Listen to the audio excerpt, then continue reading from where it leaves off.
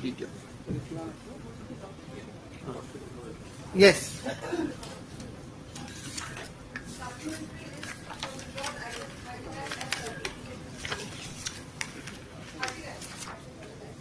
Yes, Mr. Mahajan, withdrawal. Item number 39. Mr. N. Mahajan, learned counsel for the petitioner, stop. Also heard Mr. D. Das, learned APP for the state respondent, stop. Mr. N. Mahajan, learned counsel for the petitioner, submits that he has instruction from the petitioner not to press this. He has been arrested. That the petitioner in the meantime has been arrested, and accordingly he prays for withdrawal of the anticipatory bail application. Stop.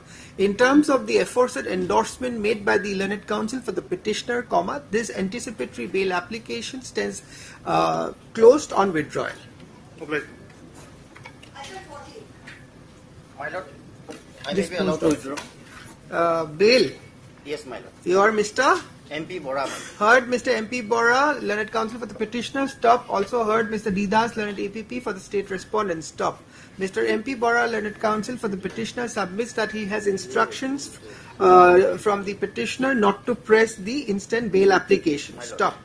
In terms of the aforesaid endorsement made by the learned counsel for the petitioner, the bail application stands closed on withdrawal. Disposed of. Yes.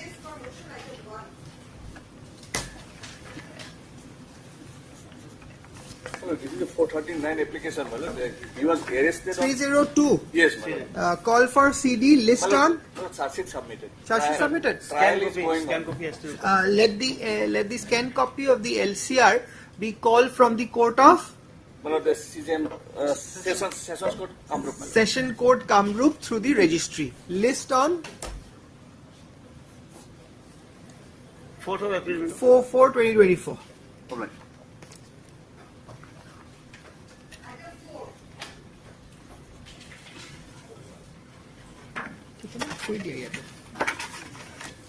Yes. Yeah, please, Your Lordship. My Lord, the petitioner before Your Lordship is accused of the, my Lord, NI Act case, my Lord. And having noticed, my Lord, he appeared before the trial court, my Lord. And by order dated, my Lord, 27/7/2016, page 18, my Lord. He was released on bail, my Lord. In Page, Page, my Lord, 18. 18. 18, my Lord. Yes. He was, my Lord, released on bail. In the meantime, my Lord, matter was amicably settled, my Lord. And page, Lordship, kindly have a look, page 21. Yes. Page 21, my Lord, out of, my Lord, 5 lakhs, my Lord, he already paid 2,55,000. And as per last order, page 21, he was directed to pay 1 month. 1 month, my Lord. Accordingly, my Lord, he paid this amount to the, my Lord, The balance 1 month is paid. paid, my Lord. Where? But, my Lord, on good faith, my Lord, he did not, my Lord, take receipt, my Lord, and he went. Then let the other side appear. In the meantime, my Lord, warrant of arrest issued, my Lord, and he is apprehending arrest, my Lord. I have annexed this order. Page 23. 23, my Lord. So, my Lord, Why did you not make this submission before the court below? so, my Lord, he may be arrested, my Lord. One last chance may be given, my Lord. He will sort out, my Lord. You should have appeared. You were aware of this order. That My Lord. were you not aware of the date? My Lord, earlier he was, my Lord, he was out of, my Lord, state, my Lord, because of his. He was Out of state, my Lord, because of. out of state. my Lord. For That study cannot be a reason. You have engaged a council. My Lord. Then He you has negligence have is you there. engaged a council or not? No, my Lord. He has negligence is there, my Lord. Then I am praying. anyway, we are simply issuing notice right now. When is the next date? My Lord, next date 10/4, my Lord. So before that, heard Mr. A.M. Borbhuya, learned counsel for the petitioner. Additional submission, my Lord. Yes. My Lord, this matter is, my Lord, regarding, my Lord, NI Act, my Lord, and this is the settled principle of our main purpose. Compoundable, yes. The compound main purpose to recover the money, my Lord. That's This- right, but right now this court is not. There is no document placed before this court to satisfy that the balance money has been paid. My Lord, so, Yes. my Lord, So, my lord, I Also heard Mr. Didas, learned APP for the state respondent. Stop. This is an application under section 482 of CRPC praying for setting aside and quashing the impugned order of warrant of arrest dated 12/2/2024 issued against the petitioner by the learned SDM M. Bilasi Para in CR case number 1044/2015 registered under section 138 of NI Act 1881. Stop. Issue notice returnable before 10. Returnable on 8/4/2024. Stop.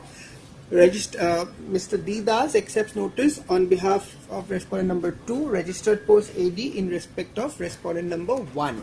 Stop. List accordingly. in the meantime, my lord, otherwise, my lord, 10th, next date we will, because, my on lord, 8 we will consider. my lord, otherwise, my lord, warrant issued, my lord, police is, my lord, I'm searching- sorry. Oblige, my lord. Please, your lordship. So basic challenge in this petition is lordship the affair and the proceeding lordship of Where is the FIR? Yes, lordship. You will see page 17, the final part of the affair. Page 17. 14 is the Translated. translated. Lordship, kindly see 17.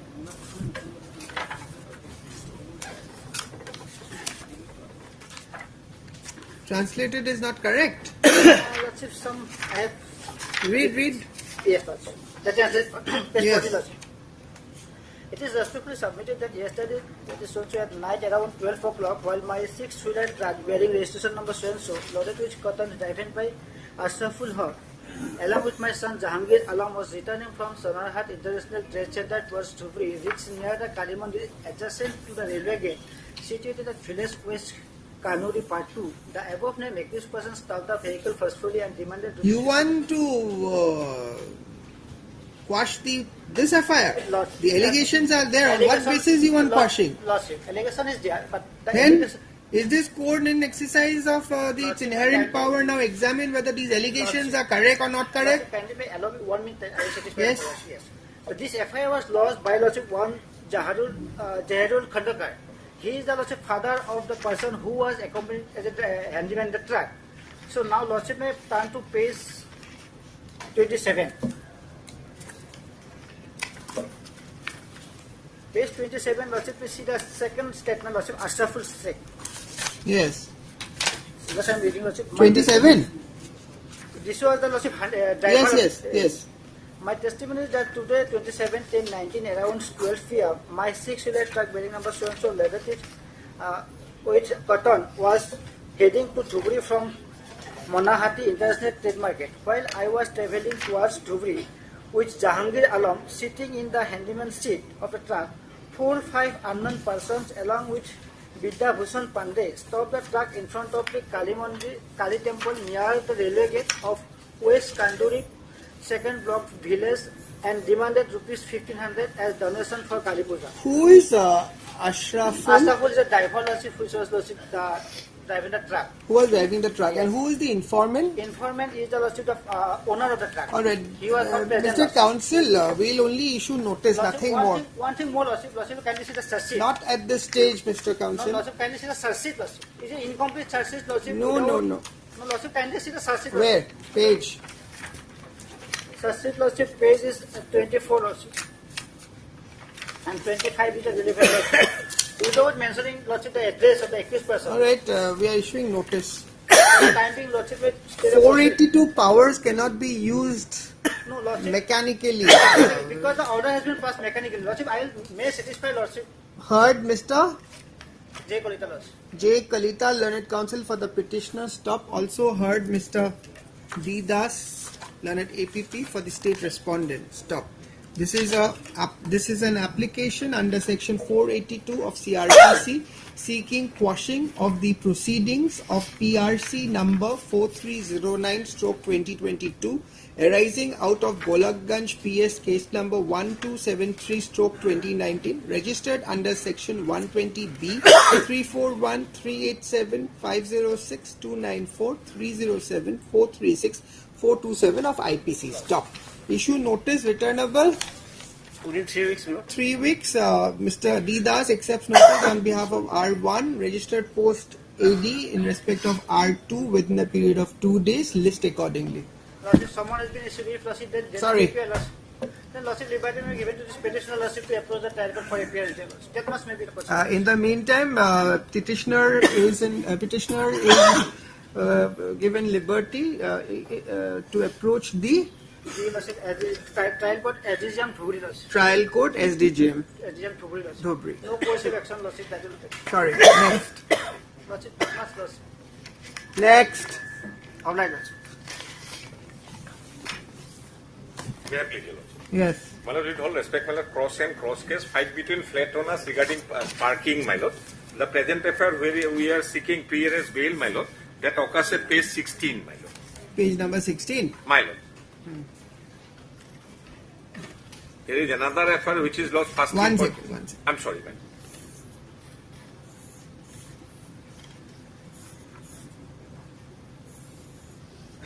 Two cases registered. And the next one. The affair lost by us, my Lord, with all respect, my Lord, that occurs at page, my Lord, 29, my Lord, and which is lost first in point of time, my Lord. Same sections, my Lord, 320. Yours is first in point of time. Exactly, my Lord. And my Lord, 323 and 307, that cannot happen, my Lord. That means meaning thereby the injuries are of 323 nature, my Lord. Both the cases, my Lord, same sections attributed, my Lord. 29 is the affair lost by us, my Lord. On 11th, my Lord.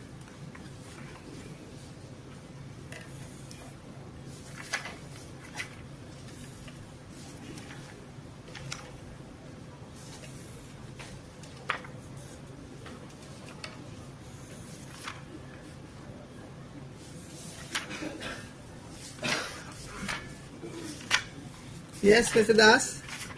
Well, I'll produce the case diary. My Lord, with all respect, my Lord, 307 cannot be there in both the cases because injuries attributed are 323 of the IPC.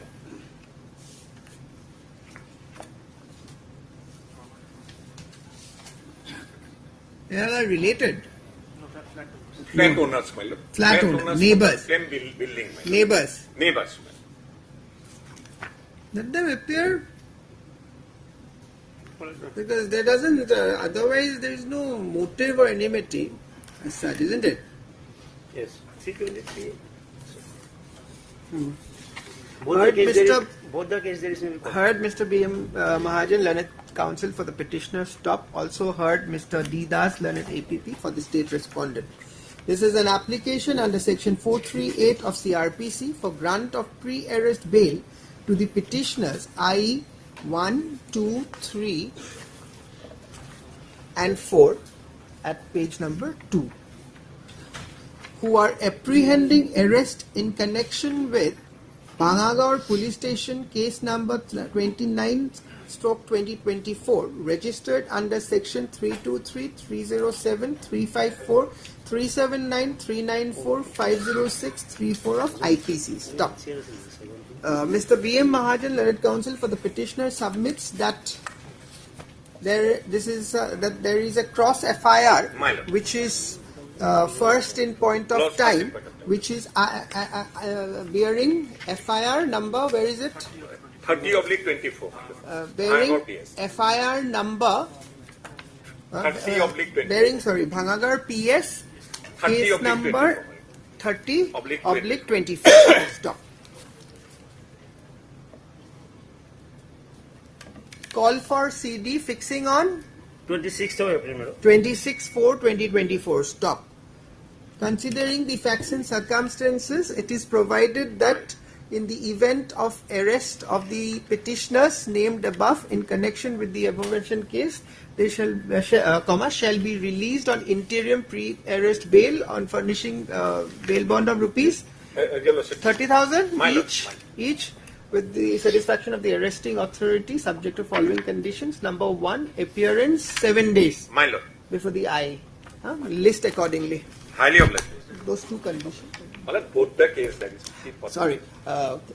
Also, you say on top, call for case diary of both the Cases. cases Highly obliged. and then fixing on. Obliged.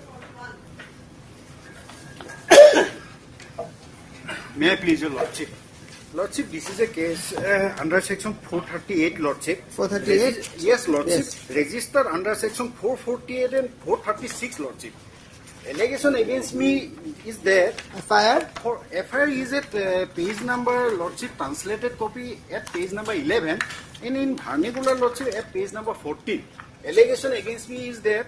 For last 3 years, I was after a lady, and on the day of incident, that is on 7/2024, I went to meet her, and when I didn't find her at her home, I set her Alright, house to Mr. the Das, fire. let him appear.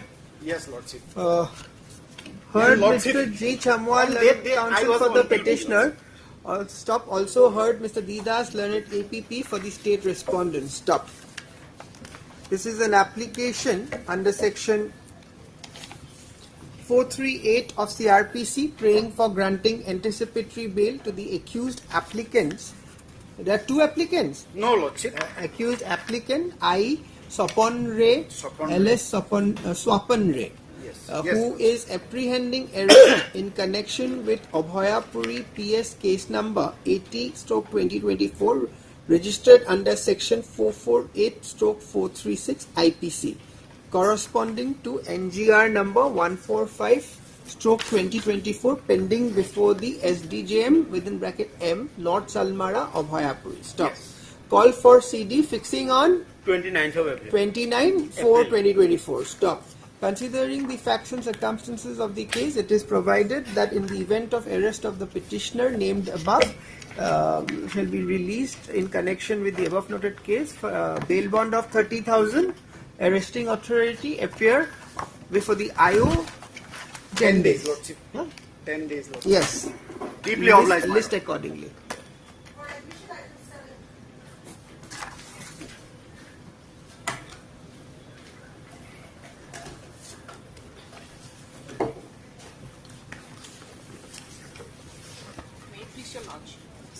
Scan copy of LCR has come.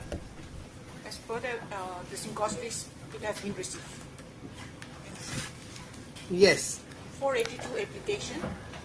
The petitioner before your lordship is agreed by the order dated 21/12/2017, wherein the learner trial court below. Which page? I'm just Page number? page number 51. 51. Yes, Your Lordship. Yes, you can read. The order arises on the matter of taking fresh cognizance of offence as per direction of Honorable Guwahati High Court by the order dated 3/8/2017 passed in criminal petition number 7/17, wherein the impugned order dated 2/8/2016 of this court taking cognizance under 406/420 IPC has been set aside. Observing that cognizance of offence under 406 cannot be taken together for the same offence, and accordingly directed the learner trial court to consider the matter and pass a fresh order on the matter of cognizance in accordance with law. Hence, after going through the initial deposition and So thereafter a cognizance has been taken under 420. Yes, Your Lordship. Now you are aggrieved by this order? Yes, Your Lordship. On what ground? The plea of the petitioner in this instance case is that the petitioner absolutely has, there is no material to connect the petitioner with the allegation of offence alleged against the petitioner.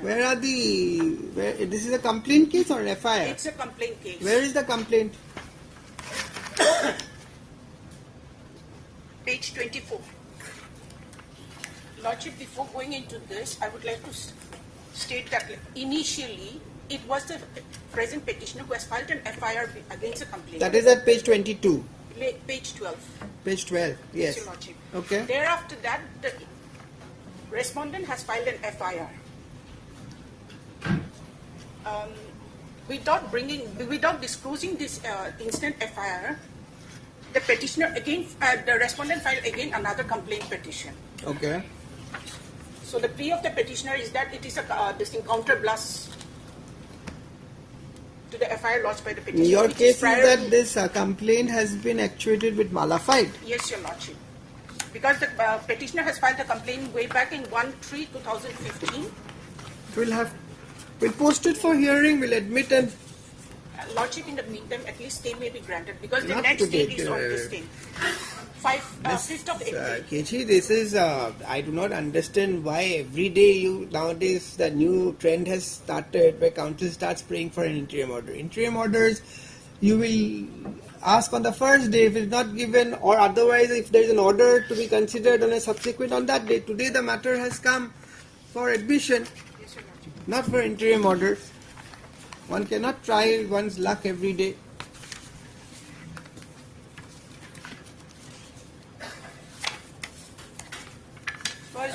First day it was not given also because like notice has to go to the rest. So, but there is no order. After that, many orders have come. So, we will give you a short date. Yes, Your Lordship. All right. Heard Ms. M. Kechi, Learned Counsel for the petitioner. Stop. Also heard Mr. LK Bora. L.K. Bora, Learned Counsel for respondent number. Oh, Sole respondent. Sole. For the sole respondent. Stop. It appears that the petitioner has a prima facie case for hearing. Stop. Admit. List for hearing on after Bihu 9/4 on 9/4/2024. Deeply obliged.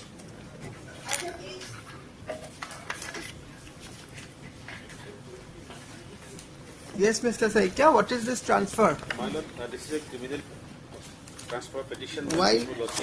for transferring the NIA proceeding. Transfer the NI proceedings. NIA proceeding, my Lord. Which Why? Is, my Lord, the cause of action took place in Guwahati. They presented the second before and the complaint was lodged, my Lord, filed before the judicial magistrate before. You want this to be transferred from Diffu? Yes, my Lord. Diffu to where? Before to Guwahati or any nearby place, my Lord. On the grounds of? On the ground, first of all, my Lord, cause of action took place in Guwahati. Secondly, my Lord, I am being threatened by them, Huh? by the opposite party, my Lord. You have been? Threatened by the opposite party, my Lord. You have been treated. Yes, my Lord. I have got the WhatsApp messages also, my Lord. I have annexed that, my Lord. Treated. Yes, my Lord. You have been treated by the opposite Threatened, party. my Lord. Sorry? Threatened. Huh? Threatened, my Lord. Threatened. Yes, my Lord. Yes. So on the two grounds, my Lord, I have, Where are those threatening? my Lord, The opposite party are residents of Diffu. Yes, my Lord. Where have you Page given 21, my Lord. page? Page 21 and 22, my Lord.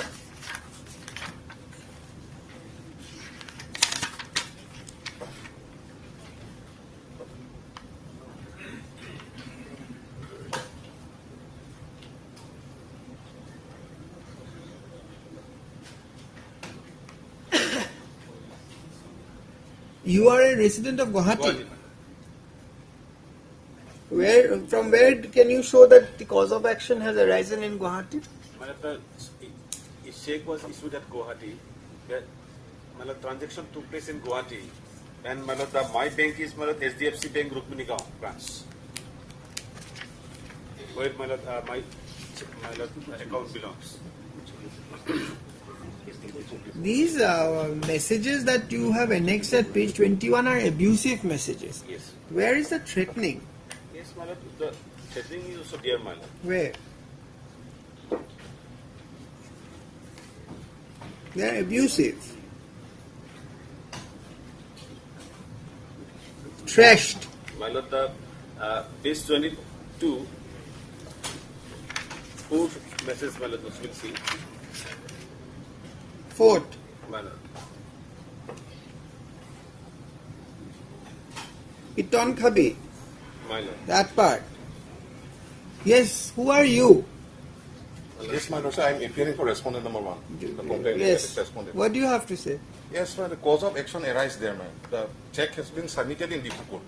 Anyway, that is not right now the subject matter of the Yes. jurisdiction. What about the other part that you are threatening them, for which they It's are not threatening, my they Lord. are Even scared to go to Diffu? This is your apprehension, Mr. Soikia? my lordship, can I go? The situation like Diffu Lordship is aware about that, my Lord, the Jankar Sargi and other cases, my Lord.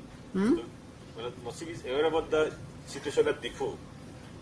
My Lord, the Jankar Sargi case is My lordship is taking the pending. case to another side. My senior counsel is taking.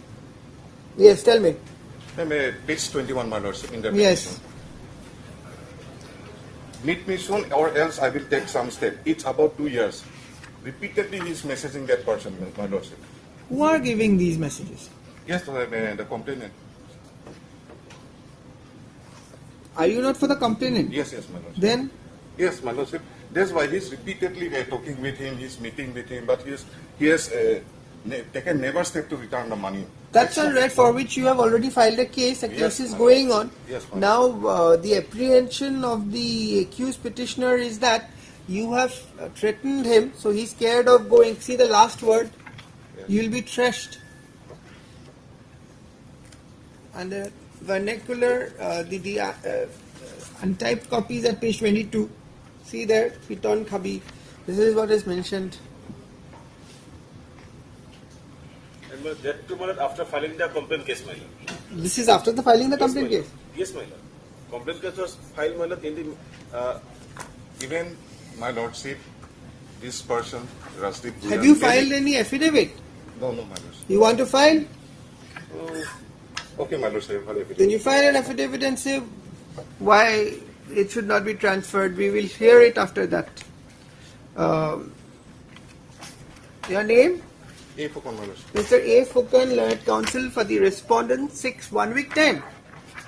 1 week time to file its objection. Stop prayer allowed. List this matter after 1 week on a date to be fixed by the registry. Much of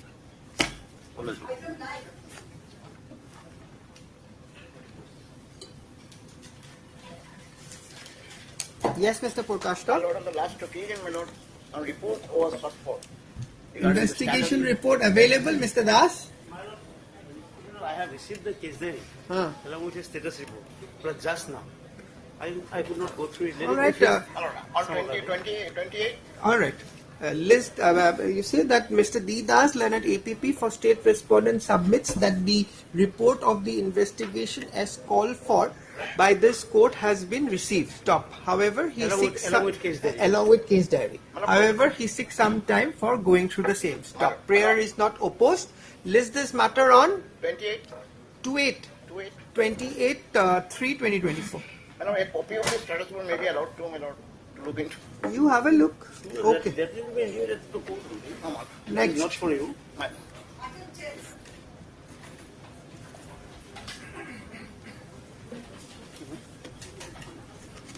Item 20. Case diary. Malad, I'm sorry, Malad, case diary is not received. Await case diary. List again on My lord, 21, my lord. On 21. It's a dispute case. 20 dispute case. Dispute police station. what is filed, what time, date. Both matters asali. On 22nd. Malad. Okay, my lord, 22nd. My lord, my simple prayer. 22nd. Yes, Lordship. Just one prayer, Your Lordship. My name was not there in cause list, Your Lordship. Let my name. What is your name? S.D. Roy, Your Lordship. Name of Mr. S.D. Roy. S. D. D. Roy. Roy, Learned Counsel for the petitioner, be reflected in the cause list. Deep revelation.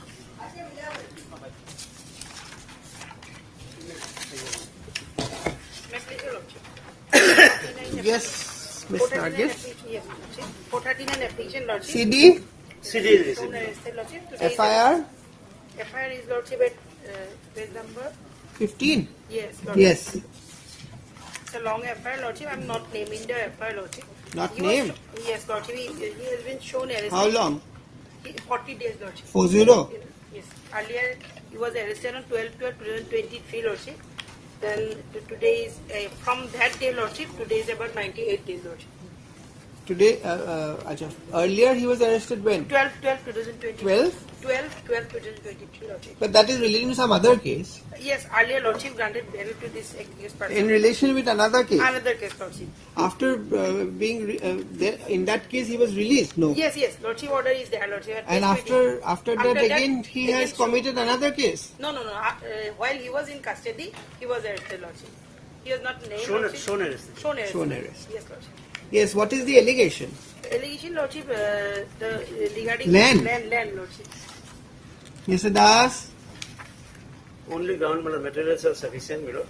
Only ground is length of detention. And length of detention. He is involved in many cases, Malad.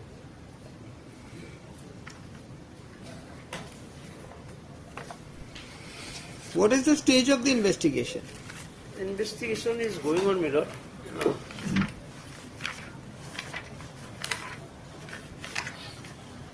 Witnesses have been...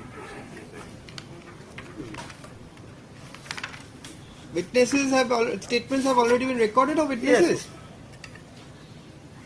Petitioner interrogated when last? His statement. 8/2/2024, Lordship. 8/2? 8/2/2024, no?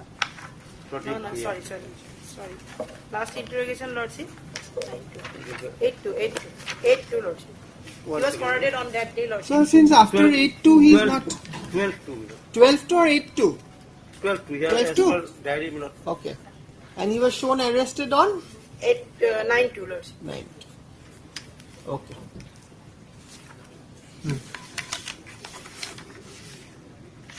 Heard MS SK Nargis, learned counsel for the petitioner. Stop. Also heard Mr. Didas, learned APP for the state respondent. Stop.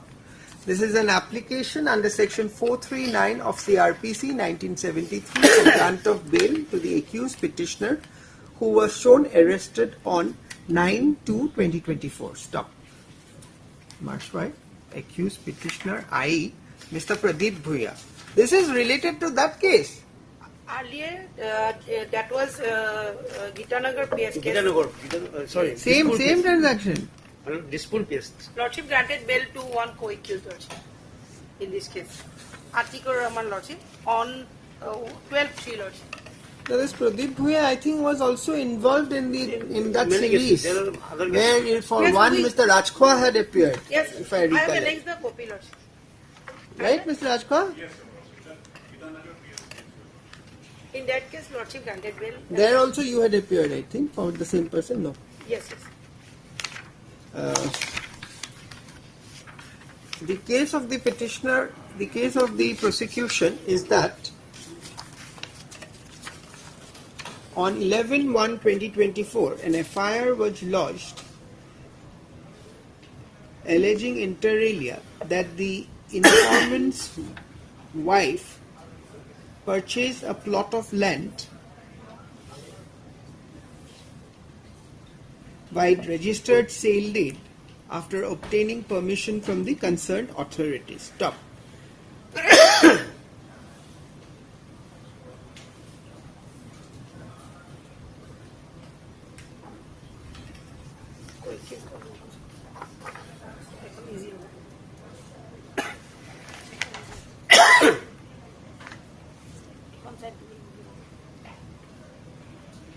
The land of the informant's wife was fraudulently shown to be purchased by someone else. Yes, Lordship. Later on, the land of the informant's wife was fraudulently shown to have been sold to someone else. Someone else, Lordship. Stop. Accordingly, a case has been registered. Atikur is a co-accused. Yes, Lordship.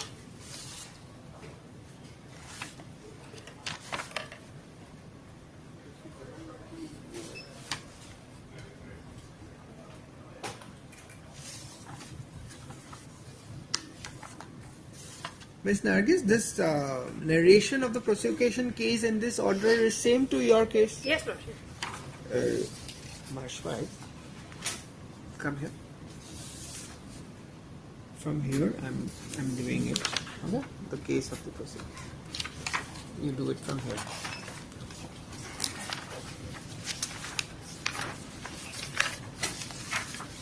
Then you write after the case. MS SK Nargis, learned counsel for the petitioner, submits that the petitioner is totally innocent and has not committed any offence alleged and is no way involved in the alleged offence, and he is not an FIR named person. Stop. She further submits that the petitioner has been languishing in jail for the last 40 days. Yes, Lordship. Stop. Mr. Didas, learned additional PP, on the other hand, strongly opposes the prayer for bail. Stop. I have heard the submissions made at the bar and have perused the materials available on record. Stop. It appears from the materials available on record that the petitioner was last interrogated on 12/2/2024. Stop. It further appears that the investigation has substantially progressed. Stop. Considering the length of detention, this court is of the considered view that further detention of the petitioner is not justified. Stop. Accordingly, allowed to go on bail, 50,000, satisfaction, CJM Kamrup, following conditions, disposed of. Kamrup Metro. Kamrup Metro, CJM Kamrup Metro. 1 second. Which is your item, Mr. Borthakur? Item 13. Give me item 13. Here, Your Lordship, petitioner was last interrogated on 12/2/2024. 12/2/24? 24. Same date. Same date. And you are also not named in the FIR? named. And how many days? Lordship, 47 days, Your Lordship. 47. In this case, and otherwise 100 days. When were you arrested? I am arrested. Shown arrested? 3-2. 3-2. In item number 13, shown arrest on 3/2/24. The rest, everything will remain same. Languishing in jail is 47 days. Okay. And last interrogation, everything remains same. This is the format. I'm giving you both the files. Yeah. Deeply obliged. Disposed of. Obliged.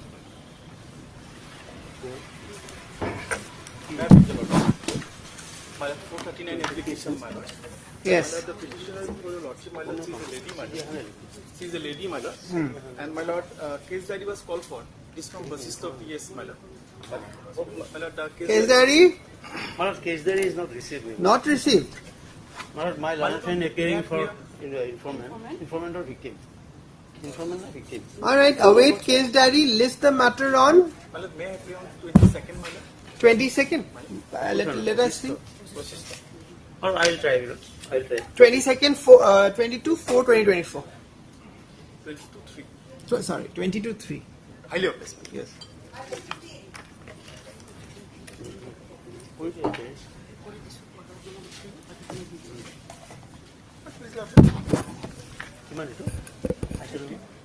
Case diary? Not there, no? Not there. Await case diary. List on. Last 6 date lot of schedule is not. You are on interim. I'm on it. List on. Sitting on. Manat, Interim. 9th of April. List on 9/4/2024. Interim order passed earlier shall continue till then.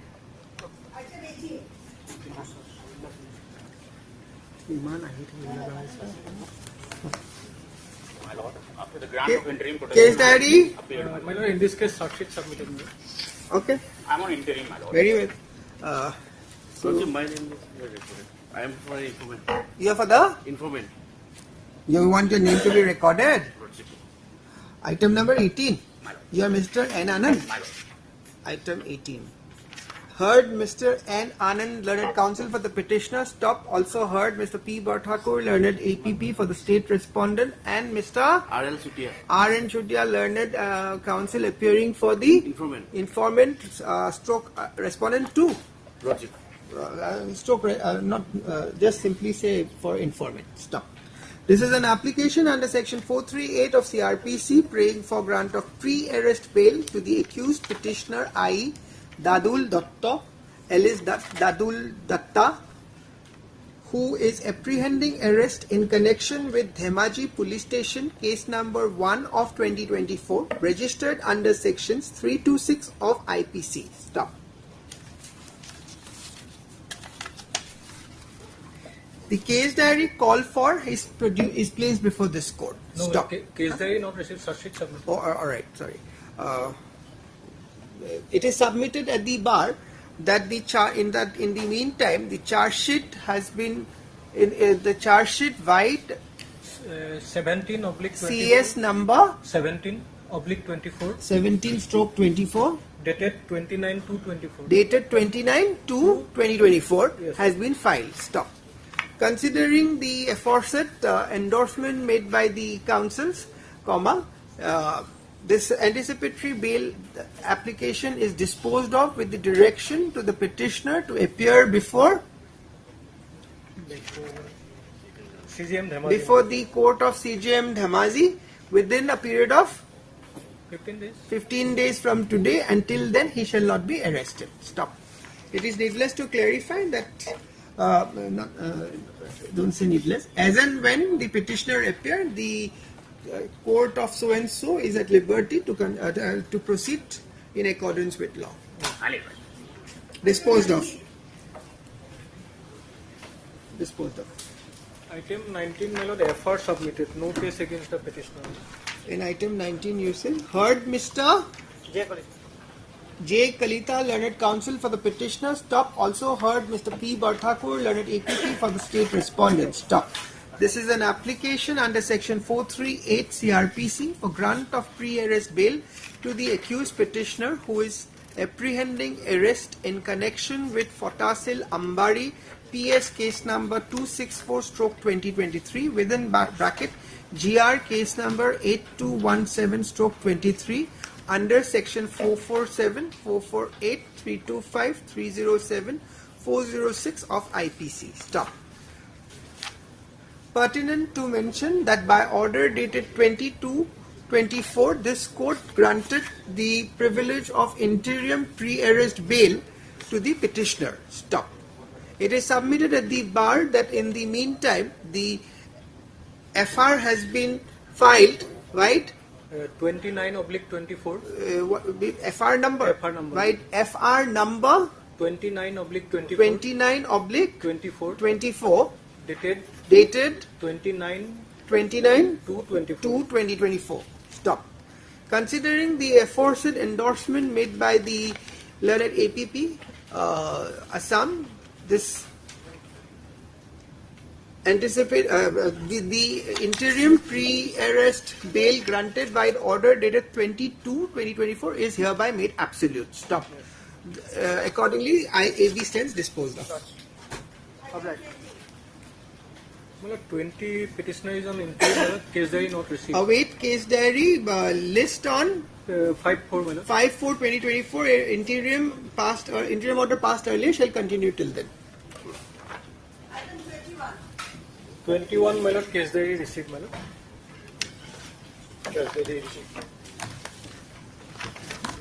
Was on interim. Yes. They appeared, Mr. Barthakur. My lord, appeared.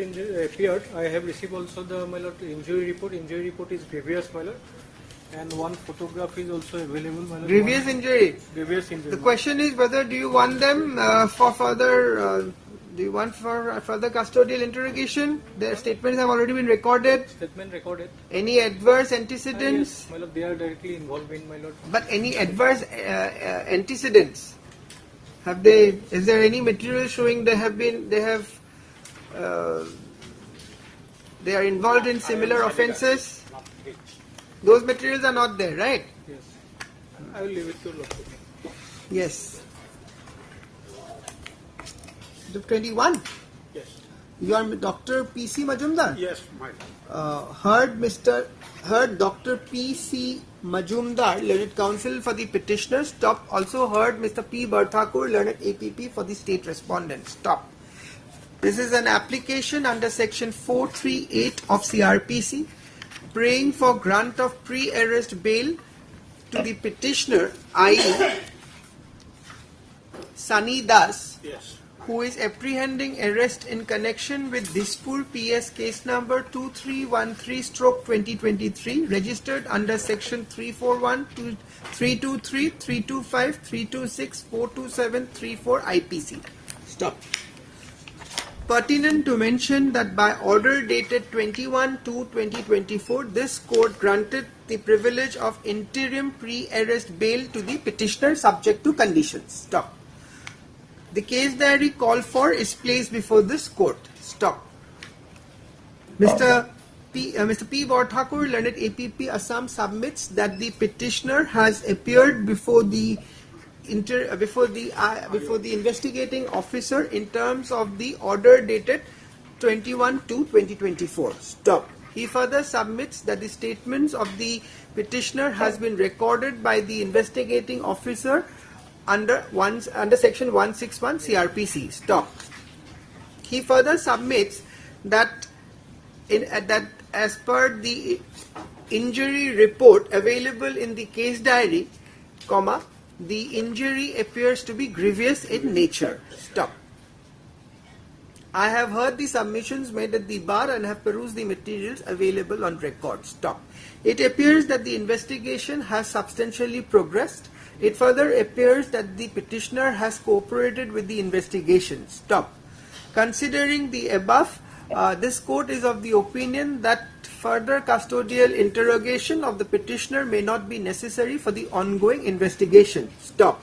Accordingly, the interim pre-arrest bail granted by this court earlier by order dated 21/2/2024 is hereby made absolute, subject to the following condition, of course. Okay? Cooperation and those three conditions. Disposed of.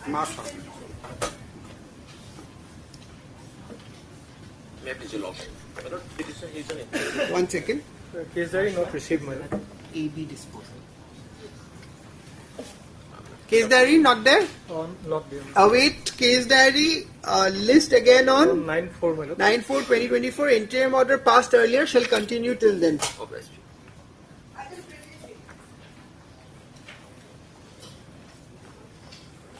23 case diary received, my lord. Very on interim. No, Lordship. No, interim is not there. Yes. 365, 366 is there, Lordship. But the FIR? FIR is at page 15, Lordship. Page? 15. Yes.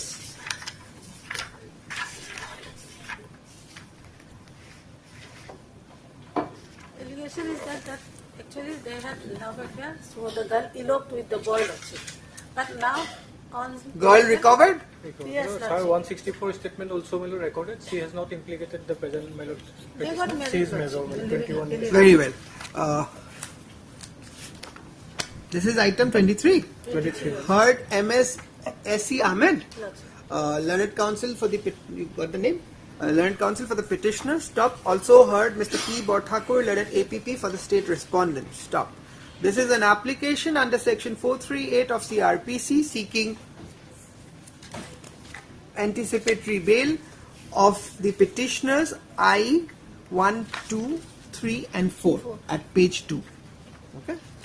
Who are apprehending arrest in connection with Jalukbari PS case number 98/2024 registered under section 342, 365, 366, 34 of IPC. Stop.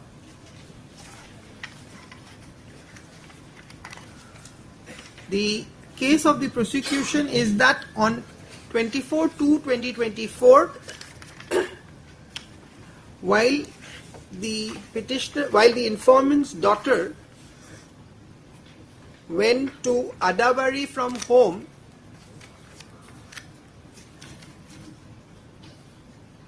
she went missing, she went missing. Stop.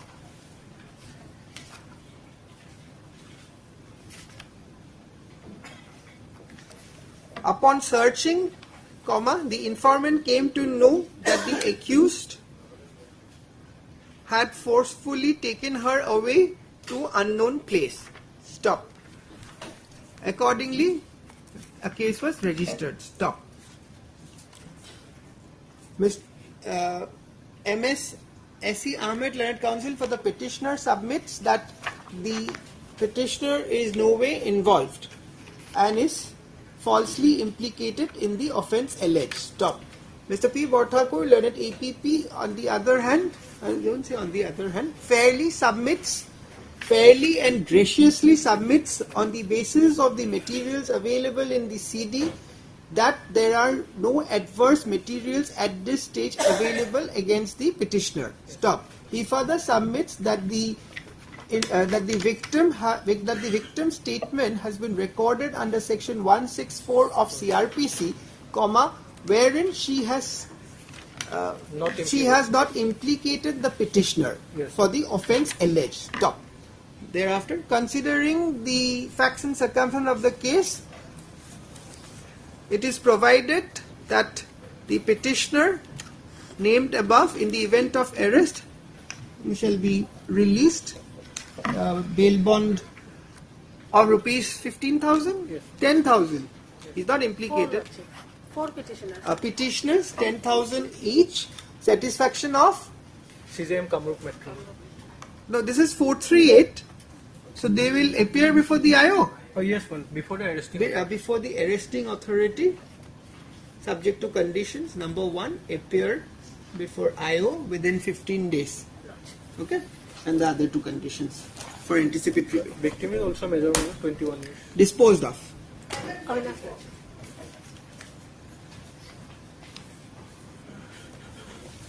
Yes, 306, case diary. Case diary receivable. This matter may kindly taken after some time, 24. After some time. Lodge. 420. 25 case diary received, madam. Yes. This is my lord, Mandia development block. This is the FIR lost by the Mandia. Subsequently, the in-charge DDO. His statements have been taken. Statement recorded. Here, otherwise, my lord, he is the person, my lord, as per the allegation of the in-charge video. Custodial interrogation perhaps will not be required. Because, my lord, now from the complaint, it reflects that accused number 2 is his brother. He is the owner of Aryan Enterprise, and the entire amount transferred to the account of accused number 2 as per the allegation of the in-charge video, that he is the person that by using his password, the present accused person has transferred that amount. You need him for further interrogation. Otherwise, he appeared because all other persons cooperated. Granted bail by your lordship. Heard Mr. M.D. K. Rahman. Yes, Islam. 25, I think 20. Yes, Islam. Sorry, 25. Yes, Islam. Heard Mr. S. Islam, learned counsel for the petitioner, stop. Also heard Mr. P. Borthakur, learned APP for the state respondent, stop. This is an application under section 438 CRPC 1973 for granting pre-arrest bail to the petitioner, namely Sirajul Haq, who is apprehending arrest in connection with Baghdor PS case number 06 of 2024, registered under section 120B 409 420 IPC. Stop. Pertinent to mention herein that this court, by order dated 7/3/2024, had granted the privilege of interim pre-arrest bail to the petitioner, subject to conditions. Stop. The case diary called for is placed before this court. Stop. Mr. P. Borthakur, learned APP for Assam, submits that the petitioner has appeared before the investigating officer in terms of the order dated 7/3/2024. Stop. He further submits that the statement of the petitioner has been recorded by the investigating officer under section 161 CRPC. Stop. Thereafter you said, it appears that the investigation has substantially progressed and the petitioner is cooperating with the investigation. Stop. In view of the above, this court is of the considered view that custodial interrogation may not be necessary for the ongoing investigation. Stop. Accordingly, the interim pre-arrest bail granted earlier by order dated 7/3/2024 is hereby made absolute, subject to following conditions. Okay? He shall cooperate with the investigation as a Yes, those conditions are there. Disposed of.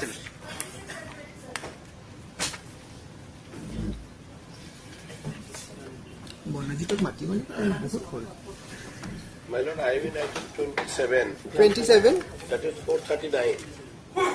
26 and 27? Yes. I am for 26. You are in 26. 138. Case diary there, Mr. Das? Case diary is 27 to December. My lord, item 26 is under section 138, 438. Which one should I take first? 27, I am in custody since the 60 days. In item 27, you are in custody since? 60 days, and Koikus has been granted bail.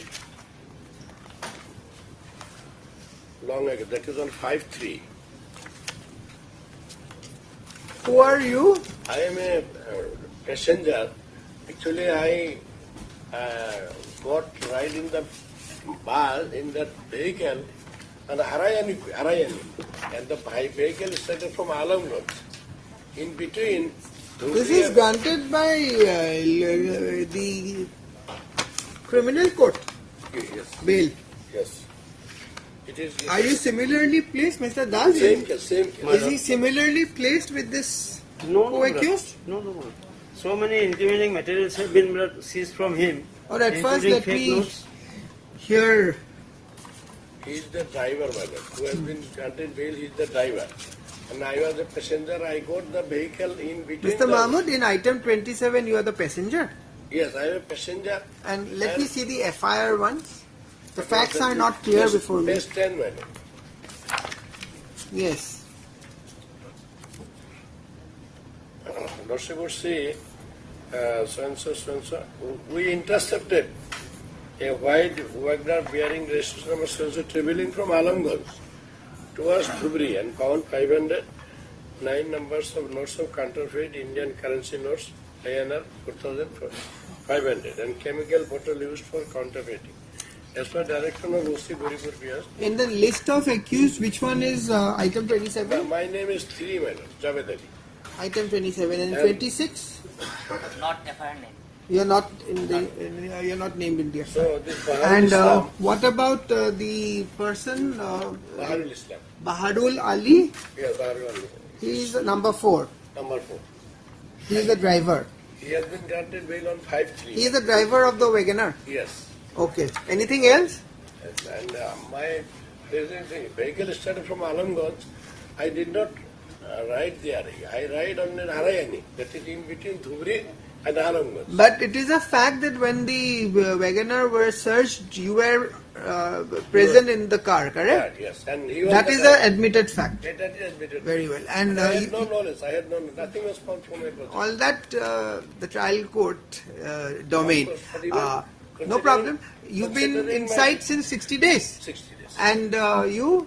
Anticipated bail, Your Lordship. Oh, that's it. That is the name. All right, we'll come to 26 later. Yes, Mr. Das. So far this fake currency and chemical which is used for preparation of fake currency has been seized from his possession. Who is he? This Javed Ali. Is he the owner of the car or he is He was in the car. No, he is in the car, but is he the owner of the car? No. That I do not know. That is not, that information not there. And this car is what? Is it a private vehicle or a taxi? That information is not there. Because that's a vital information. Yes, private car. Private car. Number is not. I am dealing it on the basis of number plate, black and white. So it's a private car. Private car. Anything else? No, 60 days. Including will number 1. Number 2, there are, so as per So this is for bail. My lord. This is for regular bail. Regular bail. Yes, item 27. 90 days offence, 489. 60 days already gone. 60 days. Further detention But required. as per CD, there are so many persons involved. The IO has called for CDR also of this arrested accused persons. That is not received as yet. IO has called for? CDR, telephonic. Call data. Maybe after receiving those CDR. Call data records of? Of these accused persons. Arrested accused. 4 accused persons. That has not come. That has not been received. And during the course of investigation, it has appeared that this Nur Muhammad, in item number 26, he is the mastermind of all these persons. Nur Muhammad. He is for anticipatory bail. That is item number 26. Yes. As per IOS, is the mastermind. He is the Prime mastermind. accused. Yes. He supplies all these chemicals, etc., and market management. These things are there. All right, you. So question of granting all right, anticipatory you, bail. while dictating, you kindly assist the court while we dictate your submission. My lord, one last prayer. My lord, CDR has been called for all the accused persons. So among the all, Baharul Islam was also one of them, and he has been granted bail. All right. Anything else? Considering the period of detention must be kindly considered. In item 26, Your Lordship.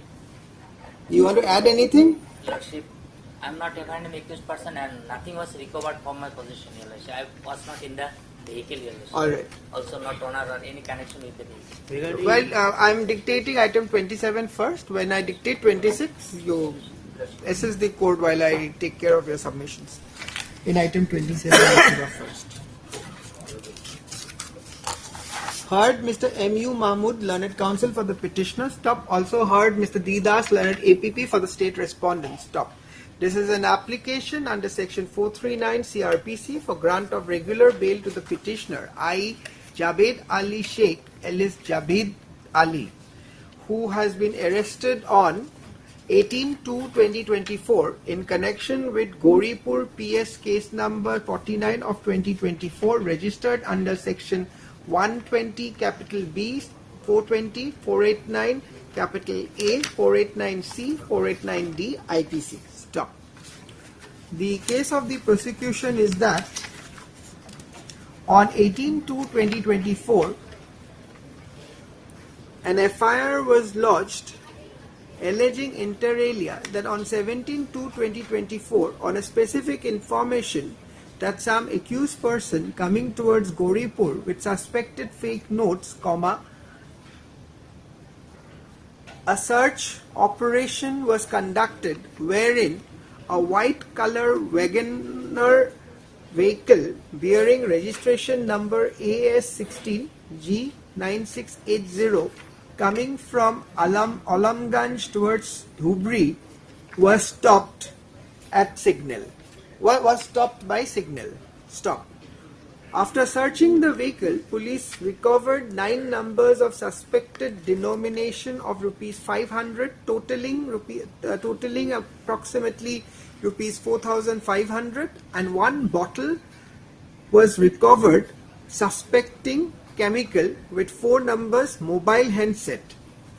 Stop. Accordingly, the aforesaid items were seized, stopped, and a case was registered. Mr. Suwento Mahmood, learned counsel for the petitioner, submits that the petitioner is not named in the petitioner is named in the FIR. That the petitioner was merely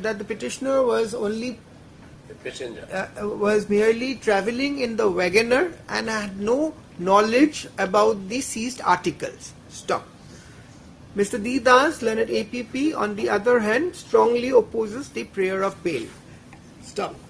Where you have said about Mr. Mahmood's submission, there you also add one more. He submits that the petitioner has been languishing in jail for the last 60 days. Yes. And now come to APP submission.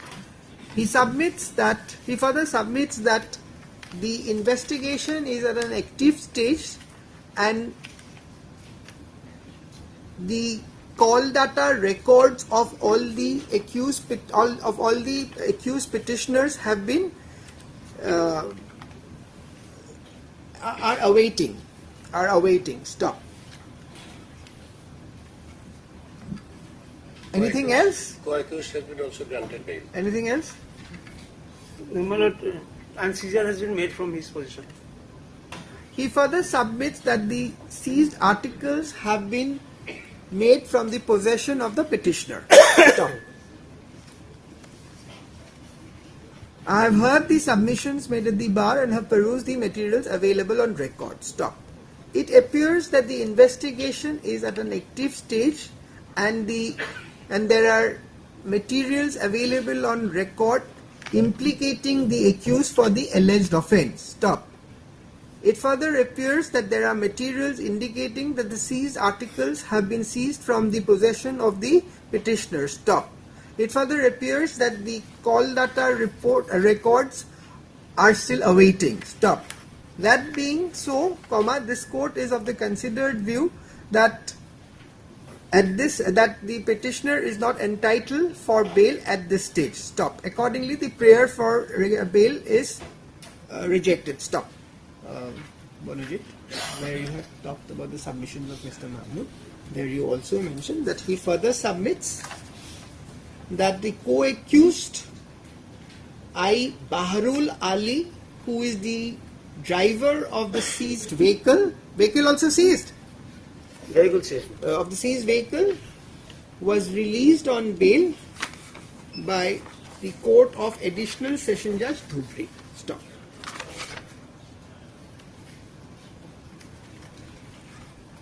Towards the end you say, where I have perused, there you say, I have also perused the order dated 5/3/2024 of the Additional Session Judge Dhubri granting bail to the driver of the vehicle. Stop.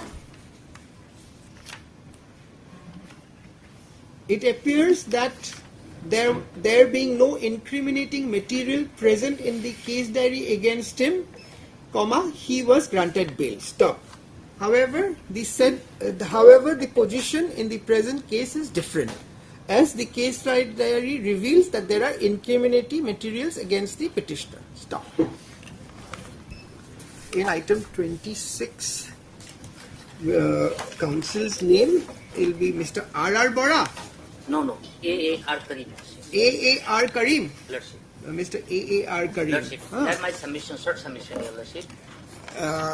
Here in the submission of Mr. A.R. Karim, you mentioned that he is not named in the FIR. Nothing was recovered. And nothing was recovered from his possession. Stop. In question of chemical, Your Lordship, and police then, cannot ascertain without FSL report what chemical that was. And in the submission of D does, you say, he submits, that he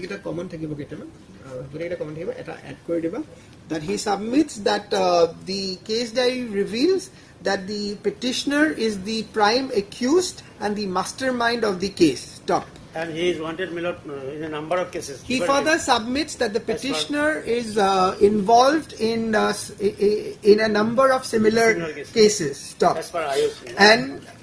And accordingly, he further submits that there are adverse materials against the antecedent of the petitioner available in the CD. Stop. Where I said it appears, finding out Didiba, it appears that there are adverse materials available against the antecedent of the petitioner as well as stop. It further appears that the petitioner is the mastermind and the prime accused in the offence alleged. Stop. As such, custodial interrogation of the petitioner is essential to unearth the truth. Stop. Accordingly, prayer of anticipatory bail is rejected. Disposed of both cases. Obliged.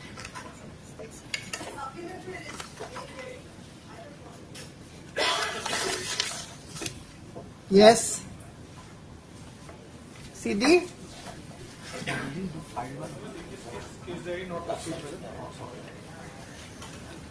Tamil duta similar to data AB at B. We move pen drive and decover. Yes. Mr. Bhattakur, petitioner appeared. Scan copy of LCR was called for, not yet received. Await scan copy of LCR. Stop. Let a reminder be sent through the registry. Stop. Interim order passed earlier shall continue. List after. Due vacation, Lordship. Due vacation. Yes, ma'am. On 22nd of April. List on 2nd of April. 2nd 4/2024.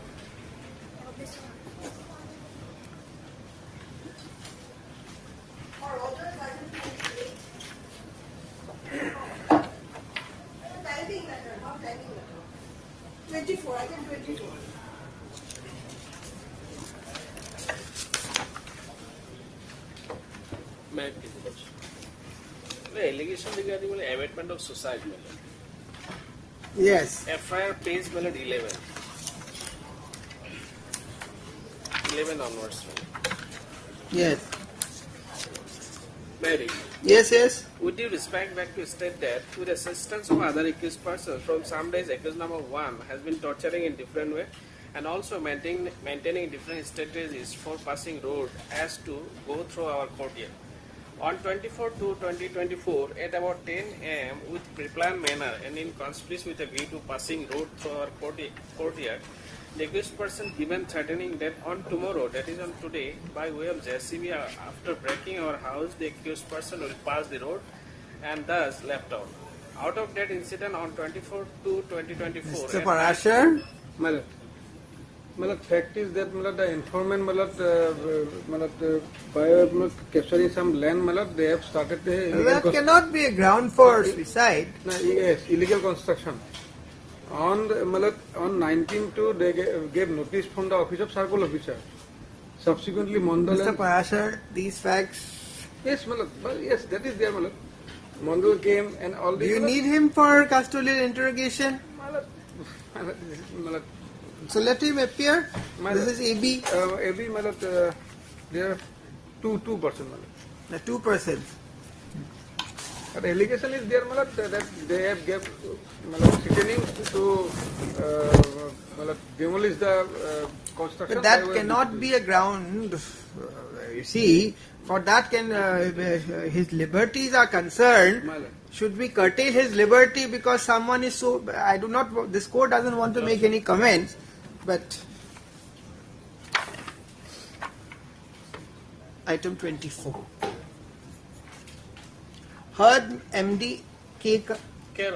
Raman, Learned Counsel for the petitioner, stop. Also heard Mr. K.K. Parashar, Learned APP for the state respondent, stop. This is an application under section 438 CRPC 1973 for granting anticipatory bail to the accused petitioners, i.e. Nurul Azim Khan and Aminul Islam, who are apprehending arrest in connection with South Salmara Police Station case number 44/2024, registered under section 30634 IPC corresponding to GR case number 115 of 2024. Stop. The case of the prosecution is that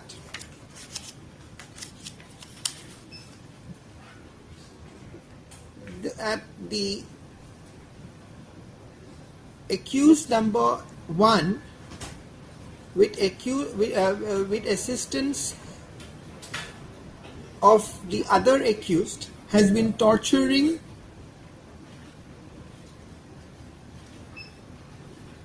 the informant over maintaining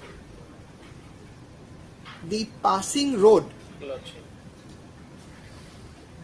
which leads to their courtyard. Stop. It is the further case of the prosecution that on 24/2/2024 at about 10 am the accused persons came in a pre-planned manner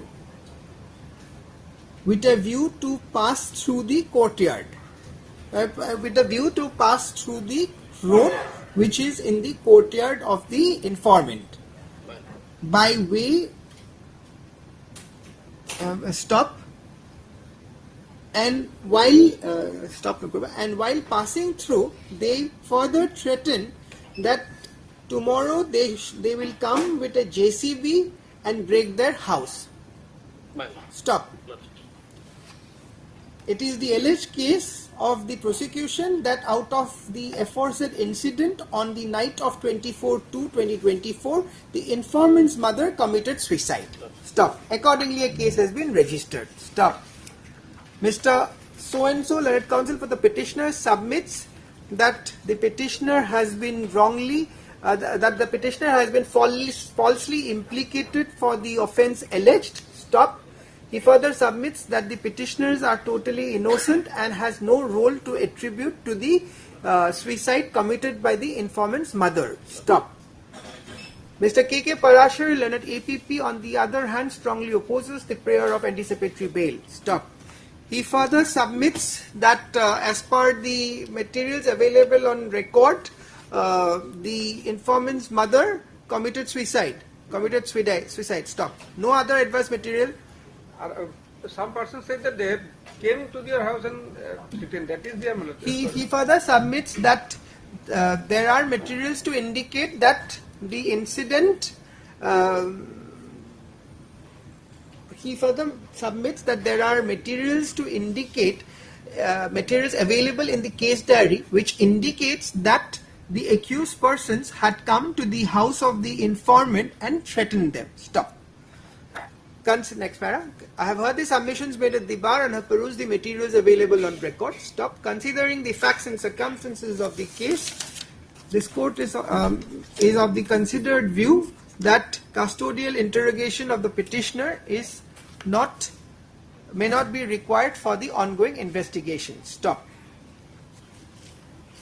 Accordingly, it is provided that in the event of arrest of the petitioners named above, they shall be released in connection with the above noted case, furnishing bail bond of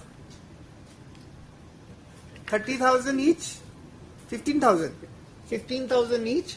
Satisfaction of arresting authority subject to following conditions. Number 1, appear within 15 days before the investigating officer. Or baki dutta dijiba. Disposed of.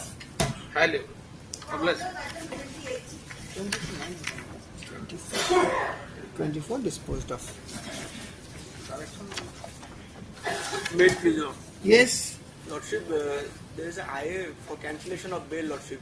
We have taken steps several times, Lordship, but as per updated office note, it reflects the AD card is not yet received by the registry. Await service report. Lordship. Await service report. List after 2 weeks on a date to be fixed by the registry. Obliged, Lordship.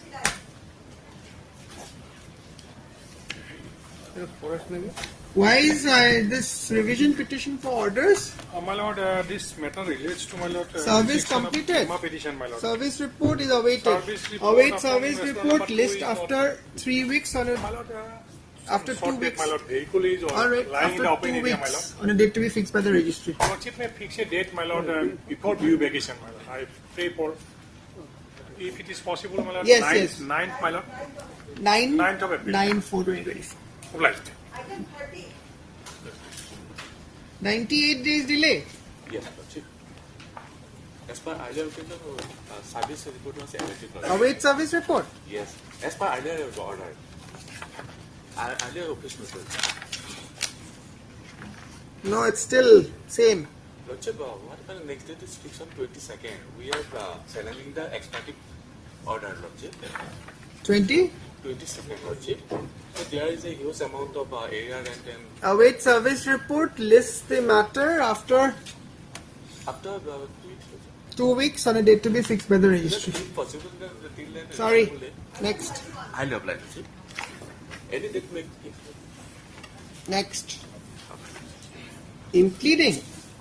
I am not filing. I am the You are? I am the petitioner of the bill. Who has filed I the? have filed 2 applications. One application is application. What has happened to your shirt, Mr. Counsel? My lord, I went for the temple. Yes. So my lord, I have You want to implead whom?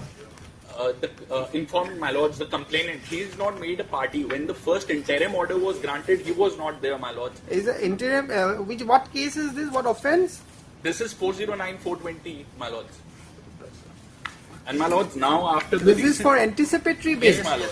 Is there any Yes, law that yes, yes, my that lord. he has to be made My a lord, party? I have passed the compilation. This is my lord's recent Supreme Court judgment, Jagjit Singh and another, page 31, my lords. Page 31. Yes, my lords. This is the recent Supreme Court judgment, Jagjit Singh versus Ashish Mishra, which now holds the field, my lords. Yes. Para 14.1 is the issue framed in this. Para. Para 14.1 on page 38, my lords. Yes. Whether May I a read, my victim. lords? Yes. Whether the victim, as defined under section 2WA of the Criminal Procedure Code, is entitled to be heard at the stage of adjudication of bail application of an accused. Then, my lords, para 23.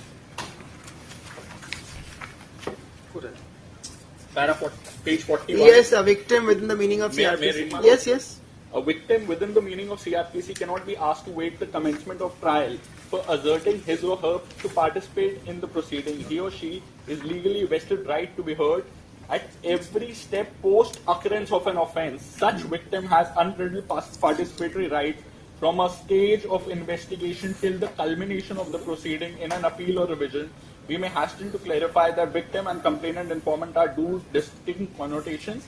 It is not even always necessary. I think what has been recognized is the participatory right. So even if you're not impleaded, if a copy is served, you can always. I think this is the law. Yes, my lord. You need not be arrayed as a party. This will be Because even in POXO cases now Yes. those practice directions Yes. have come. So that would be Salim versus Correct, that's a Delhi correct. High Court judgment. That's So, right, Salim. Salim is Delhi High Court. In fact, Delhi High Court has made those practice directions. So, If I my lords, am. even I assist. I was one of All right. appearing for So the complaint. you participate. I am. So I want to file a reply. I can't file a reply unless I'm impleaded. That's my difficulty, my lords. And my second application is for vacation of stay, my lords. And I'm seeking a notice. One ground for seeking a notice in that. Your name? Nitin Saluja, my lords. Mrs. With Saluja, Mr. Ramandeep. Mrs. Saluja, in para 23, Yes, my lord.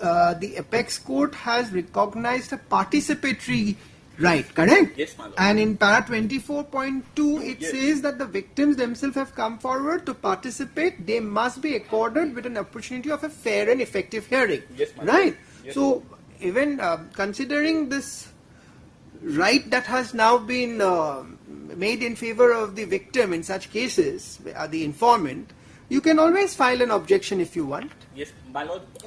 I would. I believe a registry will raise an objection unless I am a party there. I will try, my lords, but what I've been doing because No, the we will make it clear. Yes, my lord. That may be. And my second application, because the further line in this 24.2 is very wide, my lords. Victim certainly cannot be expected to be sitting on a fence and watching the proceeding from Where? 24.2, my lord. Yes. Where the paragraph victim Yes. certainly cannot be expected to be sitting on a fence watching the proceeding from afar, especially when they Yes, have a yes, there legal is no difficulty in this. This is Yes. अभी एक compilation sir को दे दो. Yes. So this is that, my lord. So with respect to so that, all these three cases that you have compiled in the compilation are cases where the right of participation is recognized, correct? yes, my lords. My lords, with respect to Salim is there. Salim was little on a distinct footing because there was a case of minors being involved and then that 228 issue being involved that their name cannot be disclosed. Correct. That was on a different. Yes. That was on a different. But Salim is important. Salim says that this judgment of Supreme Court will extend to the point of anticipatory bail. Because I don't Correct. want- yes. That's right. So that's remember. what. So they, Are you carrying Salim with you? yes, my lords. 3 is Salim. 3 is Salim. Page 18. My 18. lords. Yes. And then that para, I'll read that on Bombay judgment, which is also on this point, but that's an old judgment. 18 Yes, is Salim. That was an issue where a question number. Page 18, Salim. Yes, my lords. Salim versus State of NCT. And I was appearing for the complainant. Because I had an occasion to go through Salim's case. Yes. And there are subsequent cases also. Miss X or something Yes. is there of Delhi High Court. The 2-3 Delhi High Court judgments. Yes. So and Salim- one was from Bombay, if I recollect at that. And further, Delhi High Court has now further gone ahead and said that the names needs to be cut and they need Yes, to be given in a seal you, cover. that name cannot be. Yes, That's because why of the- XYZ is yes, used. that recent judgment by Justice. But so far, I think the law is clear that it is not arraying as an informant. I need to Participation. participation. And this participation is wide. Yes. Correct? Yes. So, in that. My issue will only be if I try to file a reply tomorrow. If court say you are not there a party, how can you file a reply? If that clarification comes from the court, I am good to file my reply, my lords, or any objection or written Mr. submission. Bora, any objection? Because this participation right is there. In general practice, my lord, he can file objection, my lord. No, he cannot. As an In general practice, normally he cannot because if I am right, earlier he can seek permission and through PP he can make the submission. That is the limited. Correct, Mr. Talukdar? I can see you are there. That is the normal practice, right? Now inroads have been made in these. Yeah. So all right. And my lords, there is. So I'll dispose of your IA, giving you that liberty. Yes, my lord. Anything And, else? Yes, my lord. One more IA have moved, and that was moved. That's my IA for vacation of the interim order and the ground. there is- That on a later date. First, maybe you a file notice- your. Maybe they file a reply to my IA, my lord. because- Have you filed your reply? No, my lord. You filed. No, I have subcopied yesterday only. All right. You will give. This court will give you time. You file your objection. In the meantime, my lord, I am in an interim protection, my lord. That will go on. First in I. 270 is the implement. I criminal number 270. Yes, my lord. 270 of 2024. Stop. Heard, Mr. Nitin Saluja with Ramandeep Babu. Mr. Sharma, kindly give the appearance slip, the names. Heard so and so. Learned counsel for the petitioner. Stop. Also heard D. Borua. Baruh. Baruh. Learned counsel for the respondent. State is there. Also heard Mr. K.K. Parashar, learned APP for the state respondent. Stop. This is an application seeking impleadment of the applicant stroke informant as respondent number 2 in AB number 266 stroke 2024. Stop. The issue of arraying the informant as a respondent is already been settled by various decisions of various high courts. Yes. Stop. Reference is made to the decision of the Bombay High Court in so and so, Delhi High Court in so and so, and Delhi High Court in so and so. And the Supreme Court, my lords. The last one is Supreme Court. Which one, Salim? No, Jagjit Singh, which I read, is the Supreme Court one. Jagjit, oh, okay. And the the apex court in the case of Jagjit Singh so and so 2022. Okay. Then paragraph 20. You read paragraph 14.1, right? 14.1 is where the issues were framed, and para 23 and 24. Then you say the issue before the apex court in the aforesaid decision was whether a victim, as defined under section 2 within bracket W of the Criminal Procedure Code 1973, is entitled to be heard at the stage of adjudication of bail application of an accused. Stop. The apex court answered the aforesaid issue as hereunder as follows. Para 23 and 24.2. Paragraph 23 aru 24.2, right? Yes, my lord. 24.2 to exact Kuridiba. And this was followed in Salim. Stop. 1 second. Stop.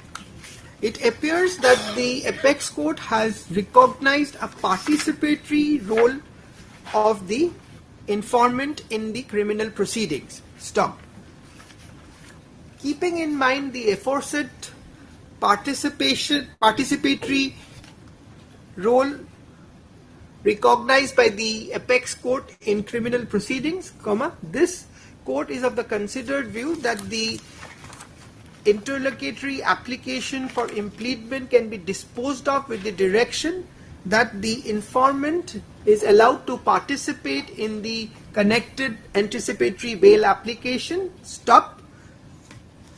It is further clarified that in the event it is further clarified that the informant applicant is at liberty to file objection if so desired. Stop.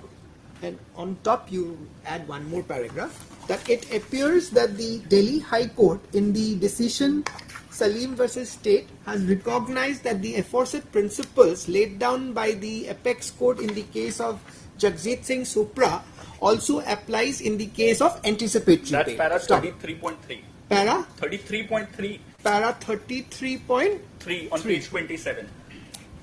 is quoted here under. Page 7, my lord.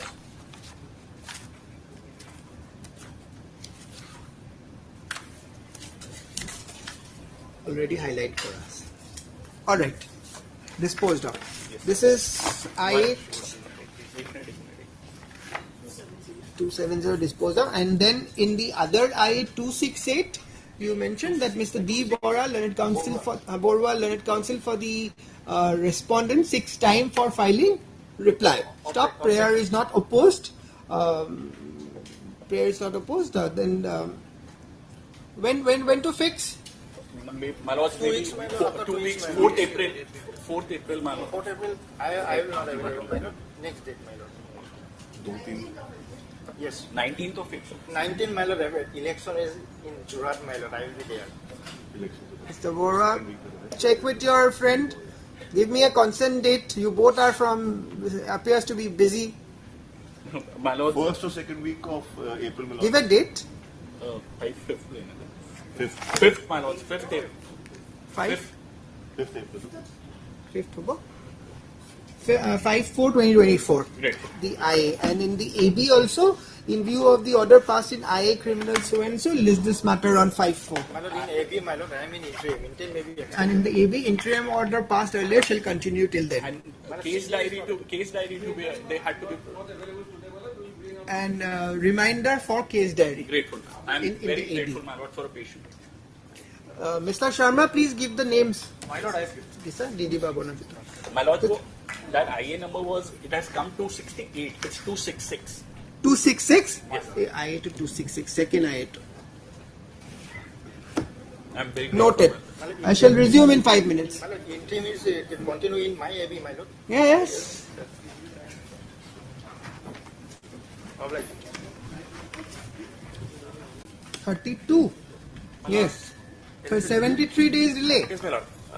Even though there is a 73 days delay and Notice was issued. No, my lord. Then we have to issue notice. My lord, if I can be given this 2.5 minutes to explain. Huh? My lord, I can be given this 2.5 minutes, my lord, to explain the. Yes, but notice has not been issued. How can we condone the delay without issuing notice? You should have been more vigilant. You have come after a delay. My lord, Yes. This is an application for condonation of delay of 73 days, man. 73 days I have shown in cause, my lord. in filing the connected criminal revision petition. Stop. Issue notice. Returnable 2 weeks. Mr. K.K. Parashar accepts notice in respect of R1. Registered post AD in respect of R2. List accordingly. My lord will Next. indicate a date, my lord, if possible. Next. Outline. 2 weeks on date fixed by registry. Wait, please, your lordship. 90 days. 90 days. Notice. Notice, my lord. Notice issued? No, my lord. Not This issued. is Okay. the first date, my lord. In Lord, against 33, this order. heard Mr. H. Betala, learned counsel for the petitioner. Stop. Also heard My lord, this is a state private party. my lord. No. Stop. This is an application to condone. This is an application for condonation of the delay of 90 days for filing the occurred. For filing what? You want to file what? My lord, criminal revision petition. For filing the connected criminal revision petition. Stop. Issue notice. Returnable on? 2 weeks, my lord. Returnable with 2 weeks. My lord, may I be Steps permitted- by registered post AD. That's the, my lord. May I be Within a period of 2 days. Petitioner is at liberty also to take dusty service. List after 2 weeks and a date to be fixed by the registry. My lord, there is a prayer for stay of the execution that may be considered on the returnable date, my lord. Mr. Betela, get your delay condoned first. Don't make unnecessary submissions and waste the judicial time of the court. I oblige. Yes, next.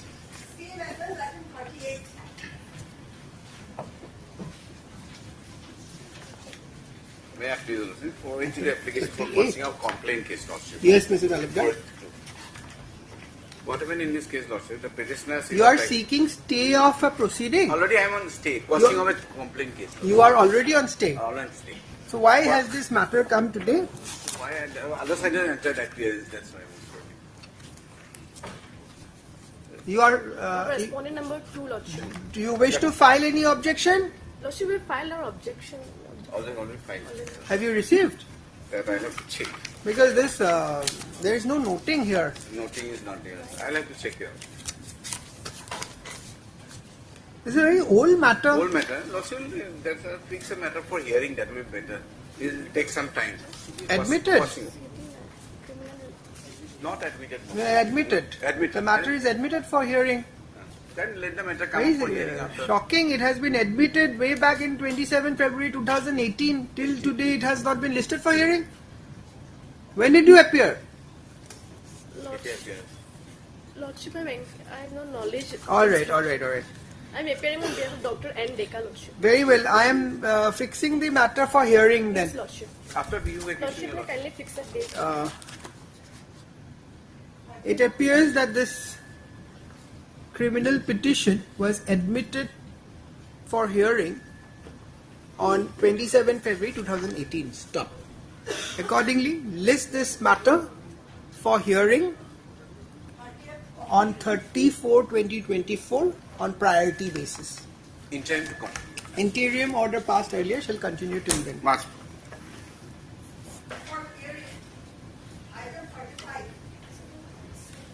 So Parthard matter. Which matter is this?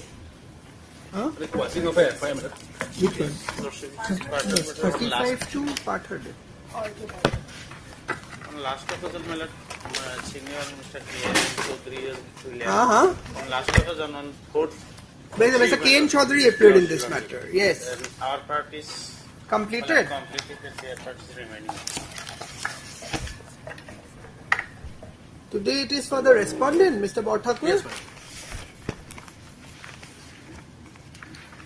This is that 420. Yes, sir. 420 and 406, madam. The provided 120B also come, madam. 120B also come, madam.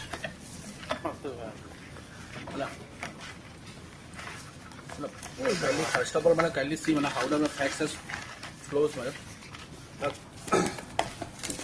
Here, madam, the petitioner was engaged as a consultant, madam, for a respondent number 2 company, madam, where respondent number 2 is a vice chairman of the Hudson Foods pilot.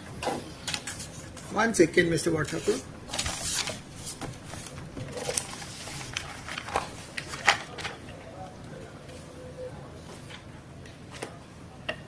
Item 36 and 37 are different, no? Council, 36, 37, no? 36, 37,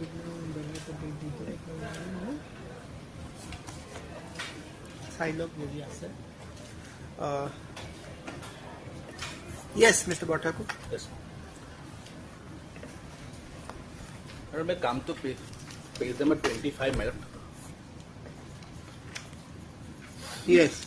Statement the last statement of the issue was arising, madam, though he was appointed as consultant, madam, whether he was overall in charge of the company, madam.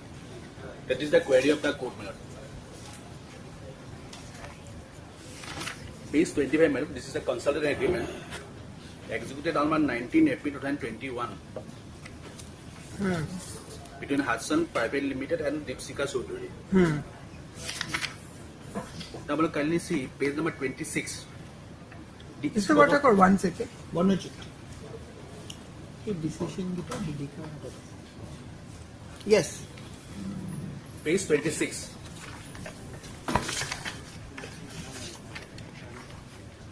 The consultant agrees to provide the service to the company in relation to their operation based in Northeastern region. Now, the scope of work has been appended in this agreement, more particularly in page number 33. Apart from this clause, page 33. 33, madam. Do you want to show anything from page 26? Yes, madam. The scope of work, madam. That is only, anything particular in the scope of work? Yes, madam. Mr. Chaudhary, you had already finished your part. Yes, I have made my part, madam. My lord, I'll take 1 minute time of yours.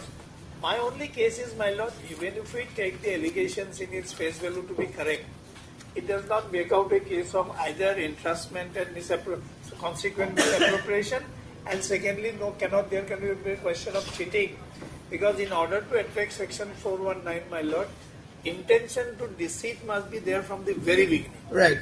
So that they have not is not evident. I think and from the remember documents that annexed to the complaint, my lord, what is clearly evident is it was a case of transfer from principal to principal. And my role was totally different. Mr. Chaudhary, it would be helpful because the problem is there is a scarcity of stenos. Yes. So I don't know when I will be able to dictate the Or what judgment. I can do, my So lord, I can give one a page. written agreement. Yes, one page also Yes. basic because ingredients, the basic parameters is well known. The only thing how it fits into the Scheme of the case. Correct. So you may just give those pointers. I am awaiting that CA matter. I am doing it virtually. I'll take a lordship's leave. No problem. By Monday, I'll give that minor. Very well. So what we can do is, if Mr. Borthakur finishes, we'll fix it on Monday, and on Monday you all can give your written note, and then we'll close it on Monday. Right? In case you want to add something, also you can add it on Monday. All right. Yes, Mr. Borthakur. Open judgment. Mr. Director. There's one more new judgment, my lord. Anyway, I'll incorporate it Yes, in in my written argument. your written argument, then we will, if required, you can also give your reply on that day. We'll give you another date. Mine. And deeply of that. Yes, Mr. Bhattacharya. Now, page 33, madam. This is the. Mr. Bhattacharya, you still did not point out that particular clause you want yes, to... ma'am. The consultant agrees. Scope of work, the first clause 1A, madam. The consultant to provide services. Services to the company in relation to their operation based in Northeast. So that is, services is very wide. Yes, my lord. The services have been defined. Yes, madam. Where?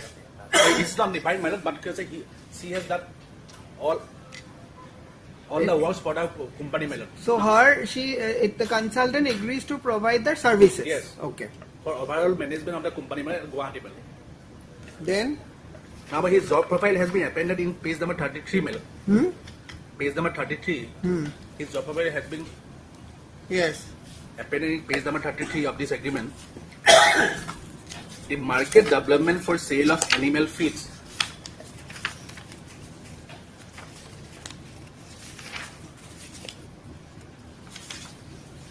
Yes. Liaison with dealers and salesperson. Risk assessment of prospective dealer and stakeholders. To act under the board of direction and be overall in charge of the ethical norms of all employees of the company for the operation.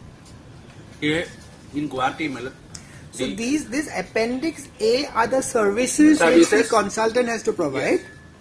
Whether take your seat, counsel. Whether apart from this scope of services, whether she provided any service. Risk assessment of prospective dealers and stakeholders. Yes. Okay.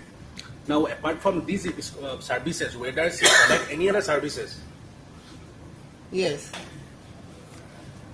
That will find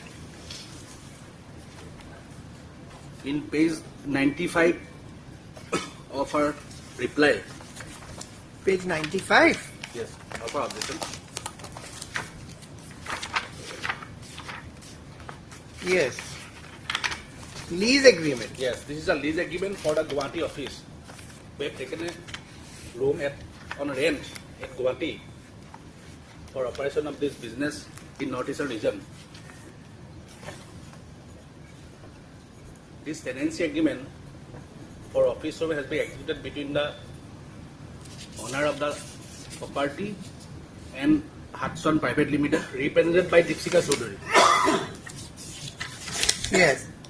So, my see, my lord, in consultant agreement, this scope of work was not included.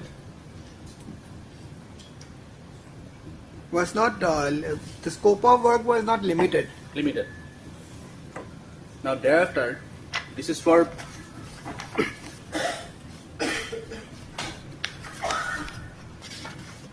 now. My lord, kindly come to page 102.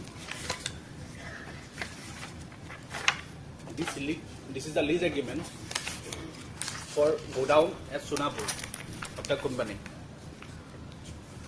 102. 102. Yes. May I read for a moment? Yes. This lease agreement made on 5th September 2022 between Bokas Maini, Boro Ezedaba so and so, then and Deepsika Chaudhary, age 31 years. Hereinafter referred to as lessee, whose expression shall unless executed by or repugnant to the keep that anything. Yes. Come to the relevant portion. Now 104. That is important. Yes. Mrs. Deepsika Chaudhary is the authorized signatory of Hudson Foods Private Limited, having administrative regional office at first floor, Bora Complex, Eco Bank building near Byland 4, Boxistapur, so and so. She will be dealing in products of Hudson Private Limited, Hudson Foods Private Limited, and payment to lessor account will be made through the company account of Hudson Foods Private Limited. Yes. So her scope of work is not limited to the agreement as executed between on 19/4/2021. Dealing in the products. Yes.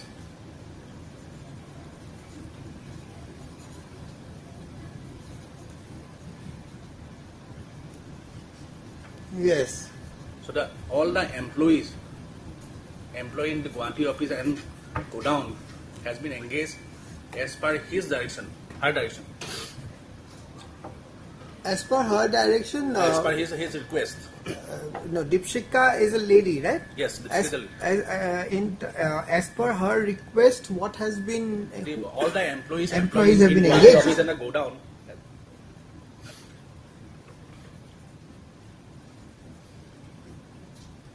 Yes. Yes. But this agreement only shows that she will be dealing in the products and the Yes. payments of the lesser account will be made through the company account of Hudson Foods Private Limited. So, how she will be dealing in the products, consultant has that agreement- been indicated in the The covenants? consultant agreement. Where are the covenants?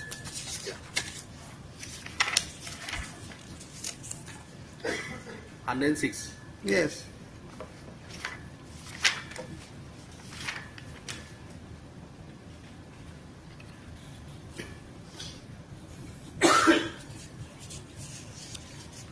These are the general clauses. These are all general. Yes, yes. From where are you saying that she will be employing? I'll show. Just point out that page to me later on. Alright? Yes. Then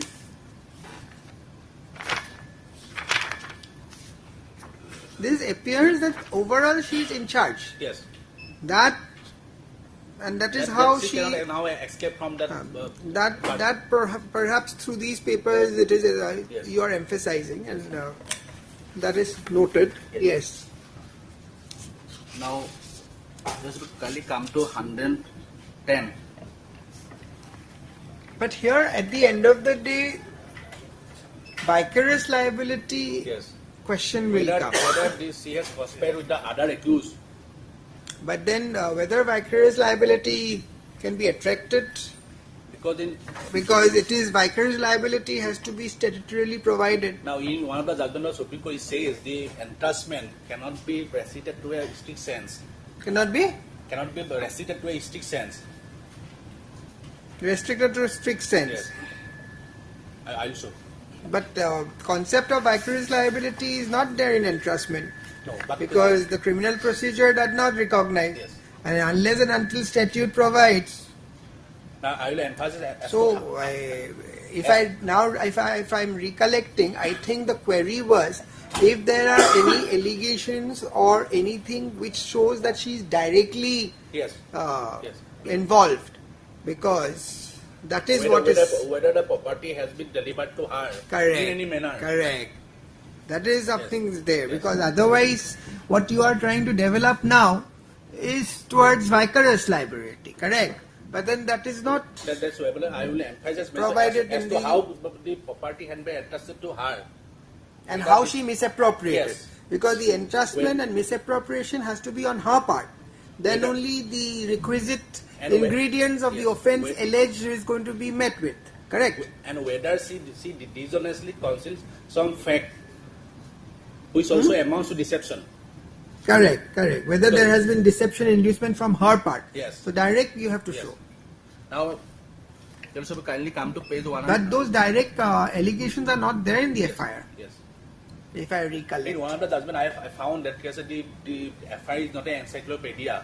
True, if Yes. there are any materials available on record from where you can show that direct allegation, then it is Yes. another case. Now, Yes. we will come to 110. madam. 110. Yes. Mr. Bhattacharya, the interactions are only made so that the council gets an idea Yes. in which direction to proceed. Yes. Only to facilitate you to make your argument. Yes. Don't take it otherwise. Yes. Now, this is the Ministry of Corporate Affairs document which shows that this lady is one of the director of Sonali Foods Private Limited. Who is the director? Dipshika. Yes. Where? Company name is Sonali Sonali Foods. Foods and Feeds Private Limited. Yes. Date of incorporation 15/6/2021. Yes, next page. Dipshika Chaudhary. Dipshika Chaudhary is one of the directors. Director. And this money was given to Sonali. It was supposed to be delivered in the name of the Hudson, but it has been received by the Sonali That's what Foods. I'm saying. It was received by Sonali Foods, Yes. of which she is the director. Yes. That's the dishonest concealment of fact.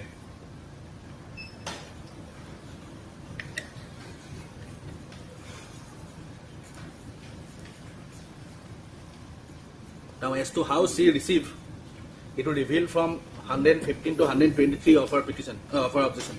The money was received in the account. No, the goods has been received.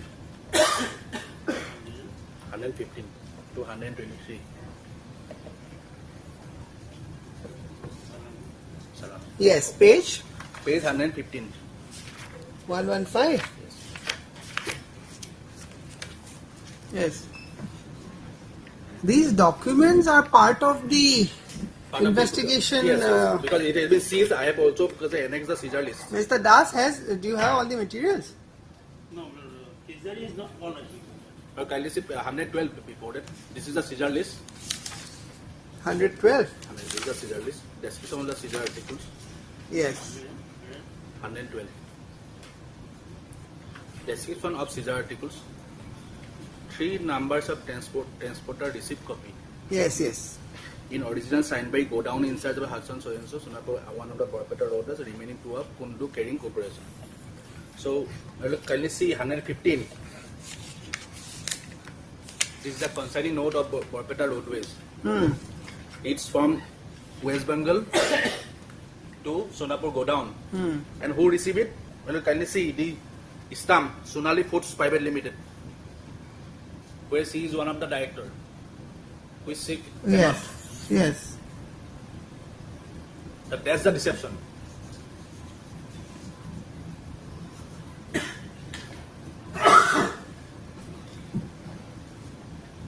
That is also reflected in our FIR also.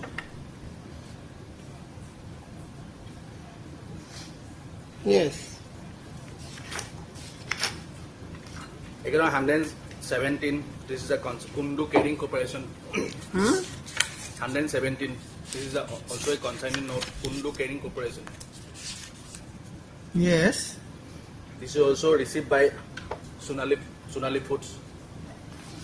And from 115 to 123, all goods are 115 to 123. Goods have been received by the Sonali Foods. Okay.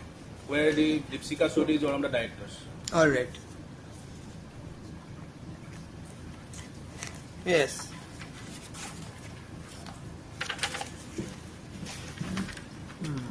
So there are materials showing that the company of which he is a director has received these goods for his own. So that is how misappropriation. That is the misappropriation. And when these kind of, whether this court is going to exercise its discretion. All right.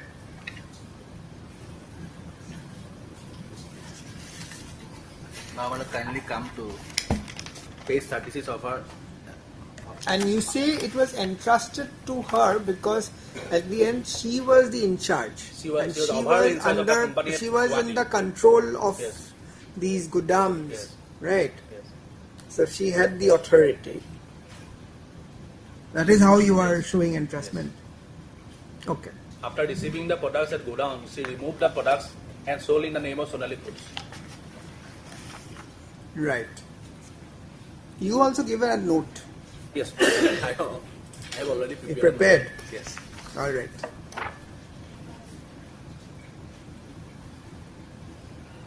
Yes, next. Now I will kindly come to page 36 of the FIR. Page? Page 36.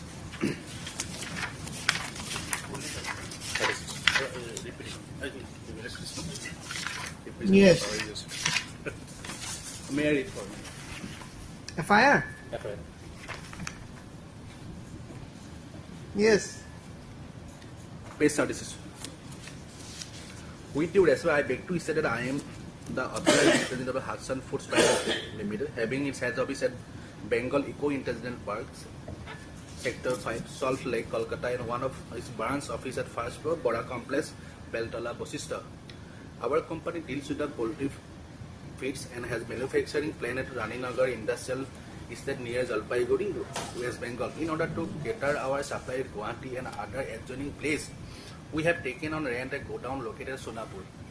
One Mr. Nilam Kashyap was introduced to us around 5 years back, and he maintained consent touch with us and requested us to appoint him as our representative for the Northeast State of India. However, Mr. Kashyap He said that he was working in the criminal investigation department of Assam Police and therefore wanted that Deepsika Chaudhary, one of his close allies, be appointed as consultant for managing all our operations in northeastern state, including that of Assam. The process maintained by us for carrying out our business through our Guwahati office was that orders were procured by Guwahati office and were sent to Kolkata head office with details name of customer along with his address item to be dispatched with rate. The head office used to issue delivery order for dispatch goods from the Raningad plant, Jalpaiguri, to the godown located at Sonapur on the basis of the orders raised by the Guwahati branch office.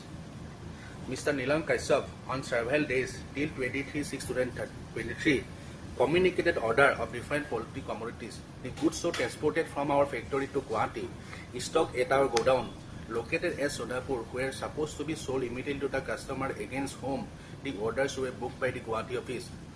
The stock were received in the godown by one employee of Guwahati office, namely Baban Pathak, who certified that stock worth 89.19 metric ton poultry feed in stock godown 23/6/2023. This stock was supposed to be sold on or before 23/6/2023 itself, but we were surprised as there was no request from Guwahati office to issue invoice to customer and neither was any indication of payment against the same. We had doubt in our minds as transportation of goods were made on the basis of the orders placed by Nilam Kashyap and under the authority of Deepsika Chaudhary, who at the relevant point of time was representing as the consultant of our company and was responsible for managing all operations at Guwahati for the northeast state of India.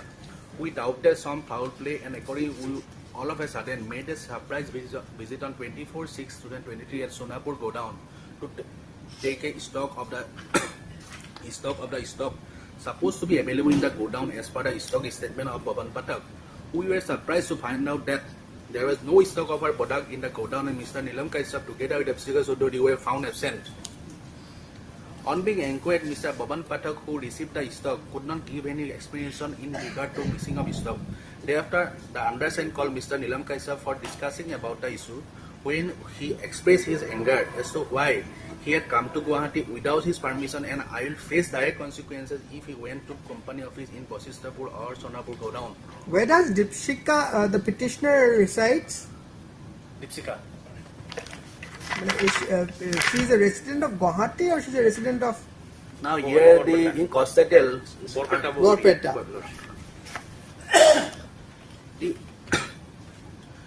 The undersigned felt afraid and refrained from going there. After great persuasion with Mr. Kashyap about the missing goods from Sonapur godown, he simply said that the goods have been sold and he will inform the details of sales after receiving payment. On challenging him, he refused to cooperate and refused to divulge the details of transaction made done by him for the 130 metric ton. So and so, including 30 metric ton goods delivered there on 25/6/2023 from our factory. As the informant innocently believed Nilam Kashyap and thought that he would be certainly deposit the amount in the account of company, the informant waited for a reasonable time and provided him the opportunity to refund the money. But Nilam Kashyap has not only failed to deposit the money, but he has cut short all the communication with the informant. Mr. Nilam Kashyap and Deepsika Chaudhary, this is important, breached our trust, stolen goods from Sonapur godown. It is now clear to us that they and the other director of Sonali Foods. What is the stage of investigation, Mr. Borthakur? Here the bail application of Deepsika Chaudhary has been rejected by the session court, where and earlier occasion she filed one bail application here. Here she has withdrawn anticipated bail. Then he is gone for session court.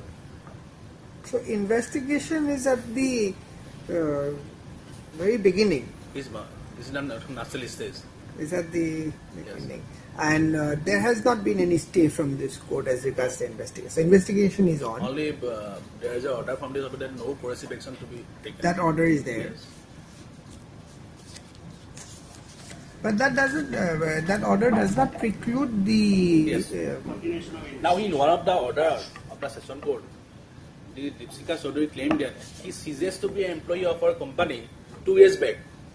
But in para 10 of this petition, she says that she is still continuing. No, because from the seizure list it is apparent. Yes. that there are materials indicating that she may be involved. Yes. Now, if that material is That's why, my lord, there, at the first part I have indicated 120 will come. if that material is there, then perhaps the investigation cannot be scuttled at this stage. Further investigation may indicate more Yes. involvement. This court does not know, but at least even at this stage, there are materials, evidently. In one of the order, in the forwarding report of 2 accused, it shows as to how they Where is collude that? with each other. Where?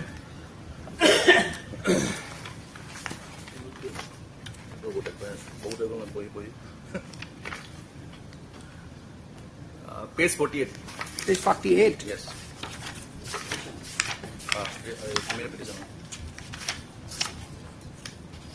This is the forwarding report of Bhavan Pathak and Sudarshan Medhi, husband of the petitioner. Report. Yes. So her whole family is involved in this case. Forwarding report of her husband. Husband and his... Who is the husband? Aditya Harlanka. Sudarshan Medhi. Husband and? And Bhavan Pathak, his relative. Husband is the name, give me the name. Sudarshan Medhi. Where do I get this name? But in name and address of the accused person. At page 48. In 49. Yes, part yes. of what? Bhavan Pathak and Sudarshan Medhi. Sudarshan Medhi. Sudarshan Medhi is the husband. Husband of the petitioner. And brother of Neelam Kashyap. So Neelam Kashyap is the brother-in-law of the petitioner. He is the brother of the... So Deepsika brother-in-law Sodori and of the petitioner. The brother of the petitioner and Sudarshan Medhi is the husband of the petitioner.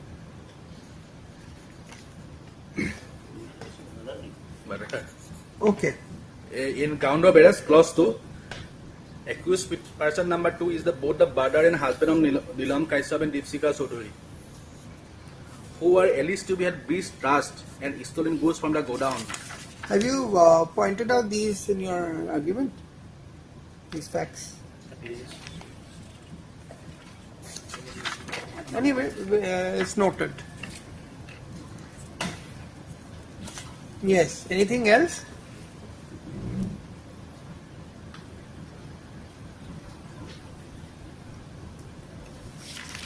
Now, when you come to page 50,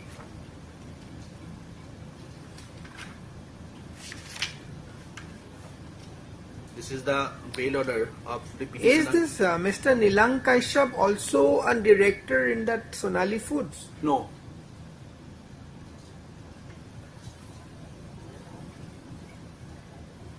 He is also known as Neelam Medhi.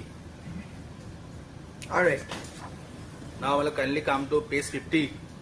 This is the bail order, interim bail order of Deepsika Sodori before the additional session judge, Kamrup Metro. In, I will kindly see para 3. Yes. Learned Counsel appealing for the accused petitioner has submitted that the accused petitioner is innocent. He is no way involved in the instant case. He has been implicated merely on suspicion. This is important. It is further submitted that 2 years back the accused petitioner ceases to be an employee of the aforesaid company of the informant. Now I will come to para 10 of the petitioner. Page 10.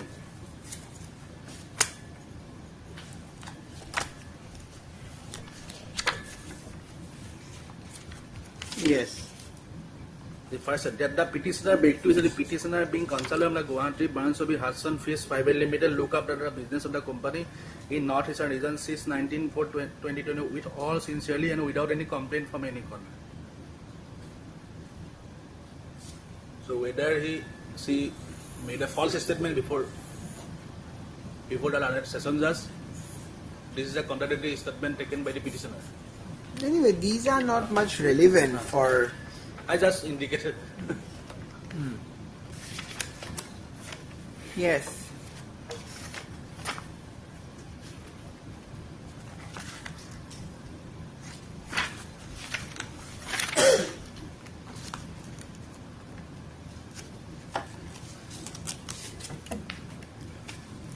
Now, my lord, we will come to page 136. 136 of our objection. As to how we could come to know 136 that this person are involved in this case. We come to know from Bhavan Pathak that this goods has been sold by the petitioner, colleagued with her brother. This is the yes. This is a bail order of Nilam Medi, Alliance Nilam Kaisap. I will find the Nilam Medi and Nilam Kaisap is one and the same person. Now, I will find in 139. But these are these issues before here? Nilam, that particular co-accused is not before this court. Yes. But anyway, just indicate as to how we could come to know. All because right. The Bhavan Pathak admitted our official that the property has been sold by the petitioner and the Nilam Kaisap. Yes. They has a conspiracy. They received in the name of Sonali Foods and removed the goods and sold it in their name. In the name of? In the name of Sonali Foods.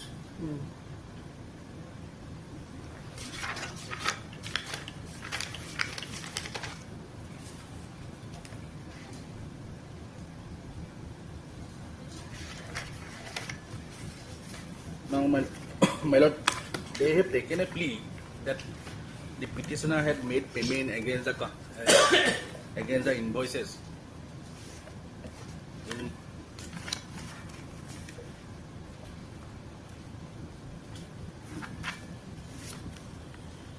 But those are the domain of the IO to. Yes, this is the domain of the IO. Because the Deepsika Chaudhary cannot remit the payment of the customer to the company's account. It is to be made by the customer directly to the company's account. She has no authority.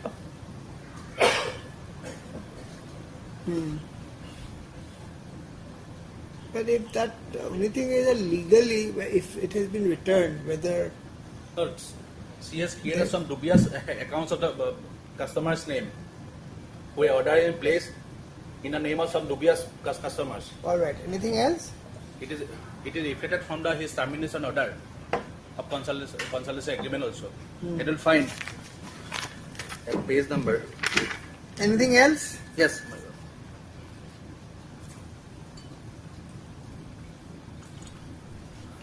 Page 131 is reflected. The she has created some dubious customers. Page 1? Page 131.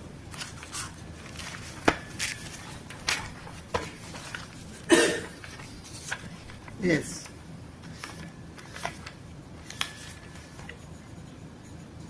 I'm going to kindly come to. How are you saying that these dubious accounts have been created by the petitioner? Yes, I will kindly come to this 1, 2, 3, 4. Fourth paragraph. Starting which word moreover. You an associate of Nilam Kaisap along with the other as principal is Jyoti Rekha Dr. Bhavan Pathak have also sought to introduce spurious buyers masquerading as consumer of our products and have induced us to supply substantial quantities of our products. All such suppliers after having received our product misoperated them and have not made payment of full value of the product as they never intended.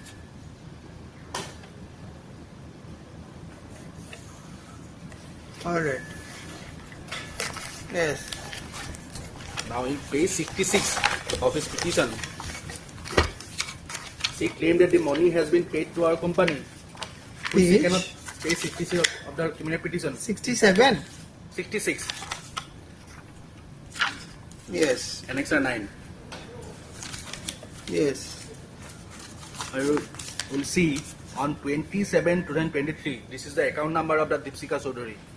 Sonali Foods, maybe it's 1 lakh or 10 lakhs. And then last 29/6/2023, Atuar Manipur Hudson. So she cannot emit.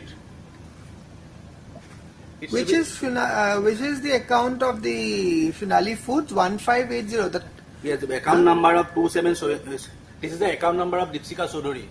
Which one? Account number 27. Oh, this is yes. the account number of the petitioner. She remit the payment of the customers through his account. Which she could not.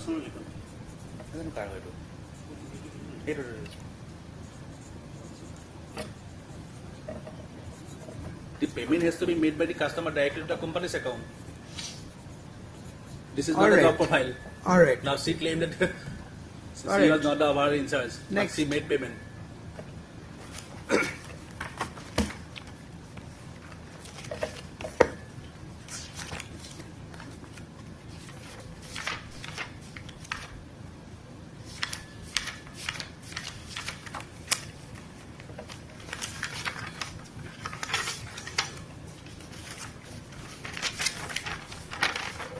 Mr. Bhattakur will take some more time. Yes, Then I think because at 2 o'clock another part heard is fixed.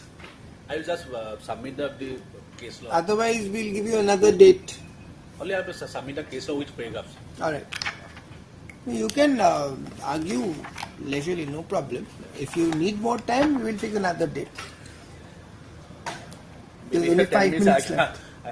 Maybe would you win 10 minutes? I can finish. Sorry? Would you win 10 minutes? Alright. Because as it is, the reply will be given on another date.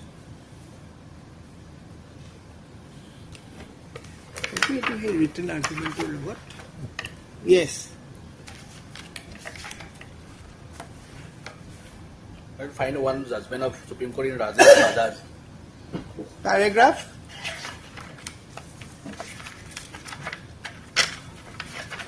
Paragraph 3, 7, 9.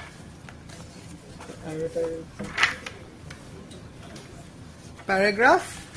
Paragraph 3 is the fact of the case. Of which case? IOC? Next case, Rajesh Bajaj. There's no index, Mr. Bhattakur. You should have prepared an index and paginate it. You submit this on the next day properly indexed and paginated, because otherwise it is difficult. Next day to the detail. Further hearing? 25th date. Resubmit that and indicate the paragraphs in the I'll check the index also.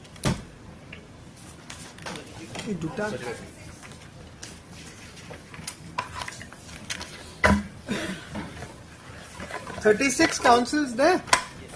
The problem is that there is another part-heard hearing. 2, I think, matters are fixed at 2. There shall not be any time for another hearing today. So, we'll take it up, this hearing, on another date. Date Diba? 36, due to paucity of time. Yes. Next. Okay. We have, my lord, on IA for... Next, on that date. Next. There's no time today. 37. 37 also, not today, another date. There's a part heard fixed, it will take time. Specifically fixed at 2 o'clock.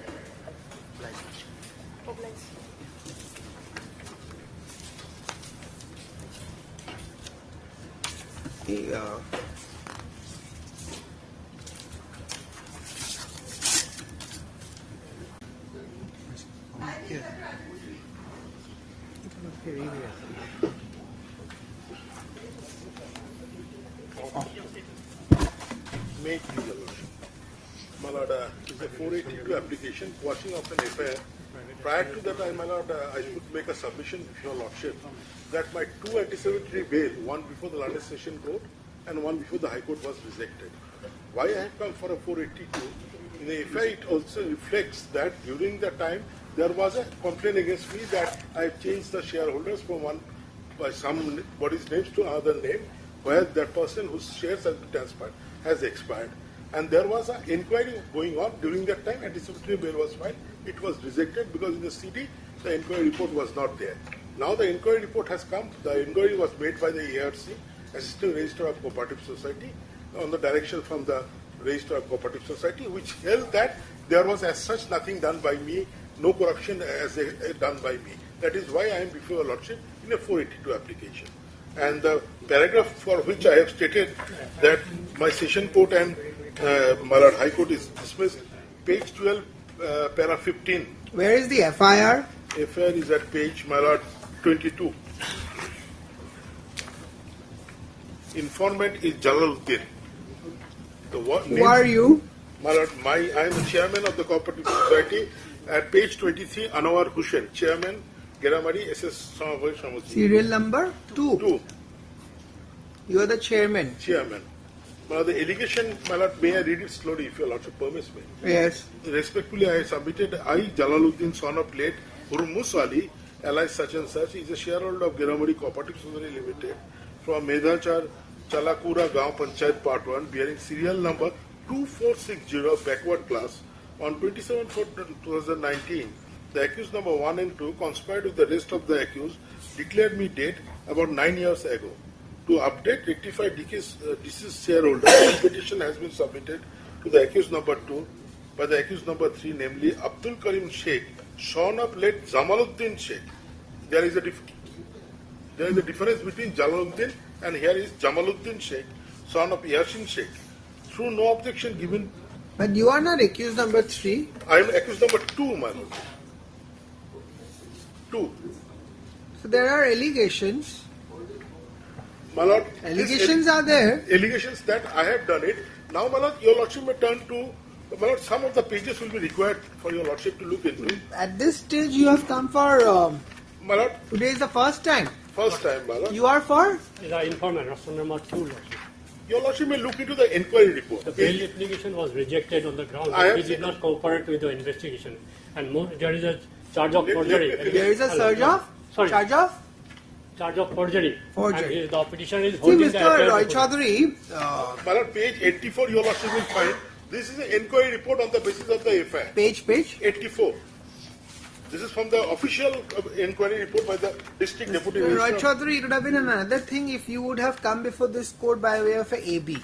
But this is a quashing. My lord, at this moment I am not asking for a stay of the investigation. At least, my lord, if the register cooperative society has given, not to take a coercive action, but if I am arrested after this. The other day there is a direction from the Supreme Court where it says even these orders like not to take coercive steps should be avoided. Correct, my lord. I say, that decision has come. My lord, here your lordship will find that.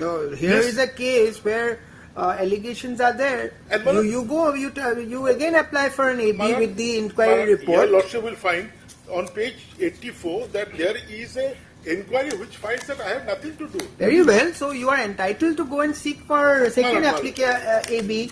That you are entitled in law, Mr. Roy Chaudhary.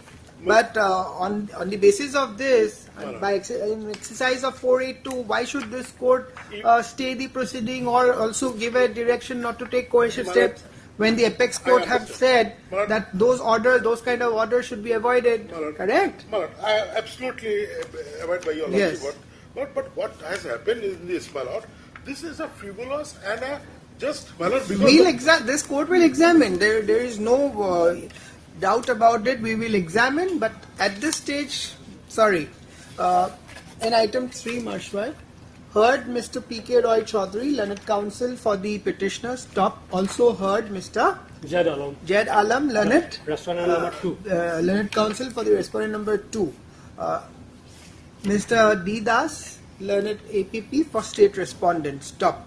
This is an application under section 482 of CRPC for quashing the FIR bearing Dhubri PS case number 329/2023 registered under sections 120B, 420, 468, 471, 467 IPC. Stop. Issue notice. Mr. D. Das, Learned APP accepts notice on behalf of R1. Mr. Jed Alam, right? Mr. Jed Alam accepts notice on behalf of respondent number 2. Stop. No formal notice as such. No, that's all. Stop.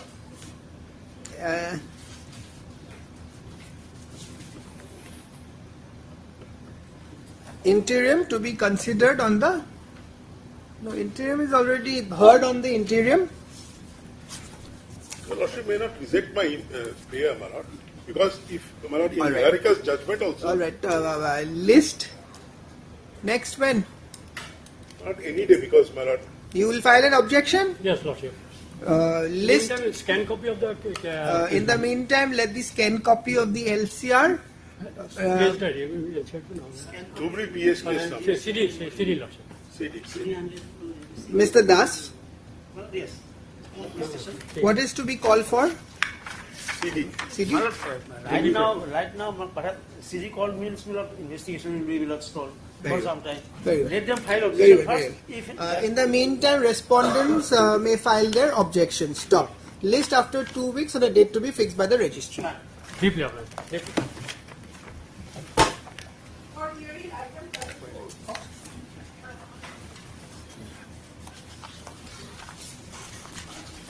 I think in this case, Mr. Dasgupta, you had finished almost. We've heard you. I'm the respondent. Correct, but last time I think Mr. Tiwari was not there when the last this matter, because otherwise this matter will not be part heard. I think we've heard you, if I recollect. Oh yes, correct. You were there on the that day. Mr. Tiwari was not there. Is it Todd? He was out of station probably. Anyway, Not probably, I was out of station. I was not in Guwahati. yes, Mr. Tiwari. Very well. But Now, my Lord, we are.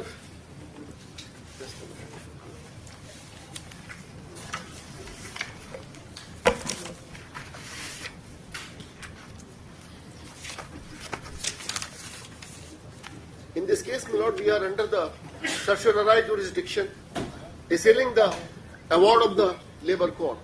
yes, Now, my Lord, before I touch the merit of the award, there is a perspective of the case which has to be borne in mind. So, for the purpose of appreciating the very perspective and the background which led to award by the Labour Court, the brief synopsis of the facts. Sure. Thank you.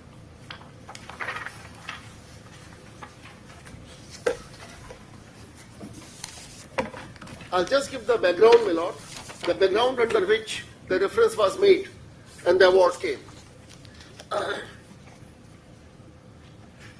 To begin with, I have given the issues for adjudication, Annexure 2, page 44. I'll just recite the issues and thereafter I will give the background, the timeline. Issue 1, whether the management of Messrs Assam Carbon Products Limited is justified in denying the payments of rupees 1 crore only committed in clause 2D of the Memorandum of Settlement dated 21/2/2012 to the workmen now. If not, whether the workmen are entitled for the committed amount. So basically, my Lord, the issue is 1 crore which was committed under the MOs. Under the clause 2D of the Memorandum of Settlement. This is what the reference was. Yes. Whether such a commitment was there, whether they are entitled to it. Now the timeline of events. July 2007. So factum of. All right. Whether So they this is are a settlement. entitled or not entitled itself is the dispute. Ultimately, yes. Yes. Ultimately, my Lord, we will be dealing with the very ambit and scope of the settlement. It is true, my Lord, under the law, the mandate of the law, the mandate of Section 18, subsection 3 of the But one Industrial thing, Dispute Mr. Act is Tiwari, that- I'm sorry, I'm interfering you at the very outside. If we see the issue number 1, it says whether the management of so-and-so is justified in denying Yes. the payments of so-and-so only committed in clause 2D of so-and-so. Therefore, you see the factum of committed is already presumed. Yes, but then commit, That is is why. presumed. That is why. Correct. Number so one. now the issue is whether, despite such commitment, can the management deny? That is the issue. If I have correctly understood. The connected issue would be, number 1, whether there is a commitment. If there is a commitment, what is the nature of the commitment? Because commitment by itself is not an absolute whole.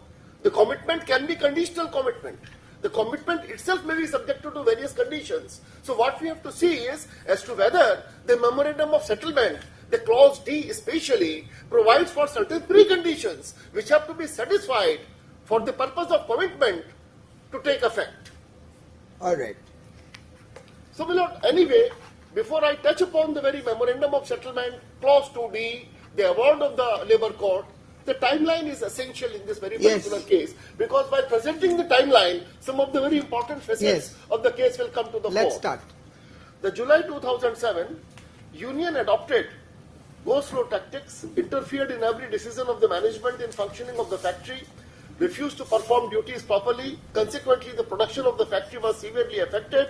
Union also demanded that a study be conducted for arriving at capability of machines and productivity at the factory. So, under these circumstances, it was decided that there has to be a study conducted at the factory in the presence of the workmen, and the study has to be conducted by the National Productivity Council. This fact is not disputed. So, August 2007, National Productivity Council study was conducted at the factory in presence of the workmen. The NPC conducted its study and submitted its report. As per the report, machines of the factory were underutilized, and as per the capacity of the machines, the production ought to have been double of the production made by the workers. Again, this fact is not disputed. This is Exhibit 1. 24/9/2007. In view of continuous go-slow, indiscipline, lawlessness, and consequently company incurring huge financial loss, the management decided to engage contract labor and got itself registered via the registration certificate dated 24/9/2007 under the Contract Labor Regulation and Abolition Act 1970. 25/9/2007, the workmen of the factory went on the lighting strike from 3:45 p.m. to around 5:15 p.m., formed an unlawful assembly in front of the kiln and created disturbances. 26/9/2007, management informed the union by its letter that none of the regular workmen will be retrenched for engagement of the contract labor. 15/10/2007, at the behest of the management, Labour cum Conciliation Officer, Guwahati held conciliation between the management and the union, and after discussion and as per suggestion of the Labour cum Conciliation Officer, the management and the union arrived at a settlement dated 15/10/2007. The 16/10/2007, which is Exhibit 5, my lord, is a joint letter of both the parties, by which, my lord, they brought before the Labour and Conciliation Officer the factum of the settlement dated 15/10/2007.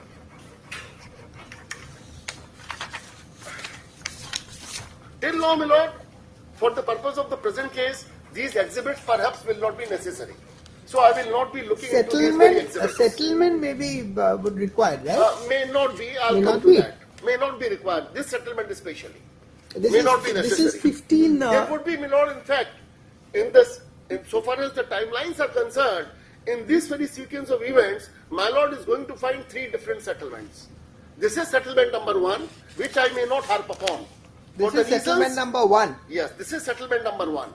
15/10/2007. Yes, I may not look into this very settlement for the reasons which will become very obvious to your lordship as I proceed further. Very well.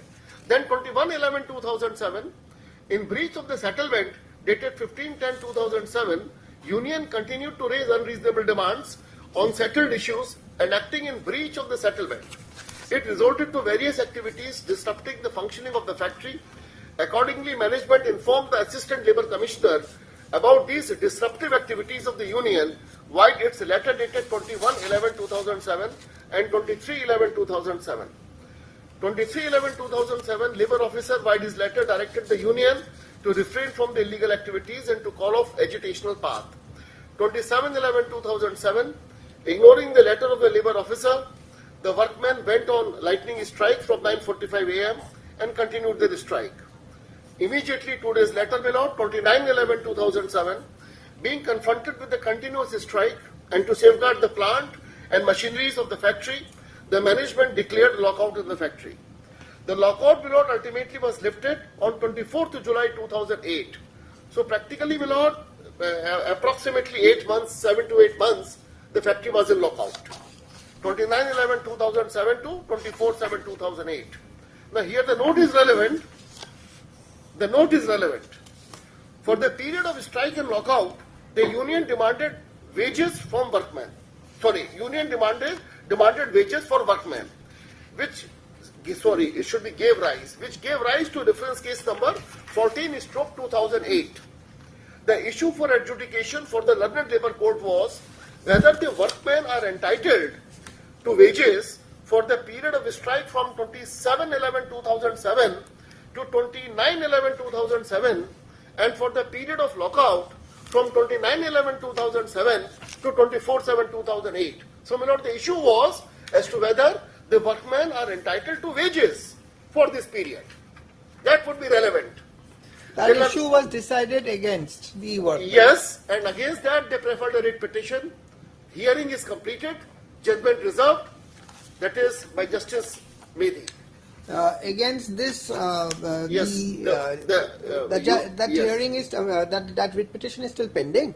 Writ petition is no longer pending; it is CAV. CAV. The hearing was done and judgment reserved. Okay. By Justice Mehdi. Okay. That is WPC 4064. So far as, my lord, the Labour Court is concerned, the findings were against them. Labour Court held they are not entitled to wages for that period. That would be a relevant factor. Yes. 16/7/2009, there were large-scale disturbances in the factory, resulting in loss and damage to the company's property. The situation was brought under control by the intervention of police. Consequently, the management suspended 10 workers immediately who were directly involved in the incident. Against those workers, domestic inquiries were held, resulting in dismissal of these workers from service for gross misconduct. The fairness of domestic inquiry was assailed before the Learned Labour Court. However, the Learned Labour Court, void its judgment dated 39/2013, passed in case number 4/2010, upheld the fairness of the domestic inquiry and the orders of dismissal of the workmen. My lord, this very order of the Labour Court, I will be relying on for the purpose of the present case.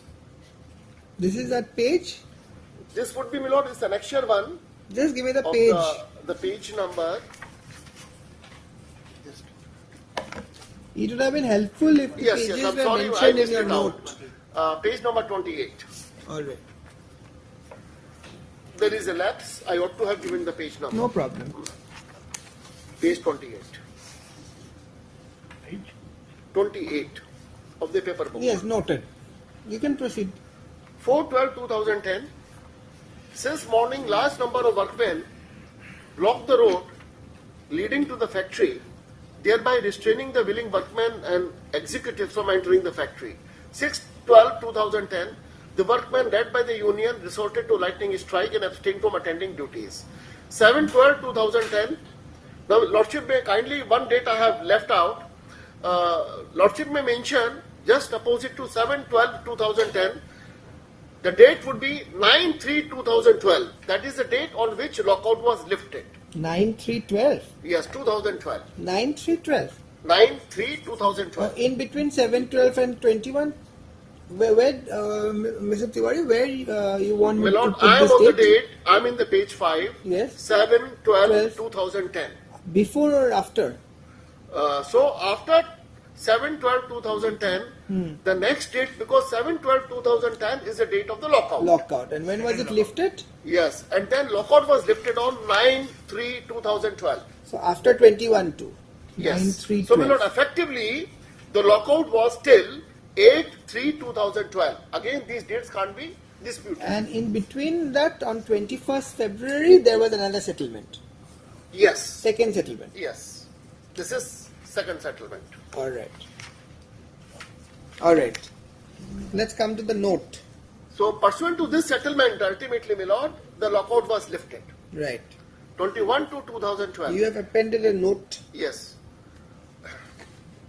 As per clause D of the settlement, the workmen will observe strict adherence. Ultimately, I will be reading the settlement, the relevant portion of that. But, Yes. my lord, the summary of the settlement I am giving. Yes. As per clause 2D of the settlement, the workmen will observe strict adherence to NPC norms and achieve and maintain agreed productivity norms from the date of reservation of operation, and on its part, the management as a goodwill gesture will offer for the retrospective period one lump sum payment towards both of the two charter of demands and all other financial demands in any form as on the date of the This settlement. is the condition which Yes. now... Yes, I'll read the settlement, the Correct, relevant portion correct. of that. I remember. Because my Lordship would remember... Mr. Das Gupta had Yes. taken us through this, yes. My endeavor would be to project before a Lordship a case wherein I will try to demonstrate that the learned Labour Court committed three distinct errors while looking into this very particular settlement. Those three errors were: number one, the learned Labour Court misread the settlement completely. There is total and complete misreading of the settlement. Number two, the Labour Court in the same breath doubted the very legality and the validity and the authenticity of settlement. Number one, you misread it. Number two, you yourself doubt it if such a settlement was there. Then the number three, you call it a camouflage. So, my Lord, I will demonstrate that the learned Labour Court simply did not know what it is doing. And that is why the certiorari. Not only, my Lord, the order is absolutely perverse, it goes contrary to the fundamental principles of law. Both the errors have been committed, and that is why error. there is a patent error. Prima facie, my Lord, the error has been committed. There is a misreading of the award. All right. Now, my Lord, in spite of all this, 1/4/2013, on insistence of workmen, the first installment was released. In terms of that settlement.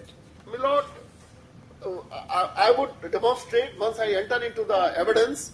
They were compelled to, because workers were agitating, so fine. The first installment was given. Though So the according to you, management there was no settlement. settlement was there. Mr. Das Amount is Gupta, 1 let crore. him finish. No, no, I'll- Let him finish. I'll- You want to say something? No, all right, let him finish. Let him finish, because I don't like this piecemeal submissions. Let him finish and then Amount you is have 1 it. crore.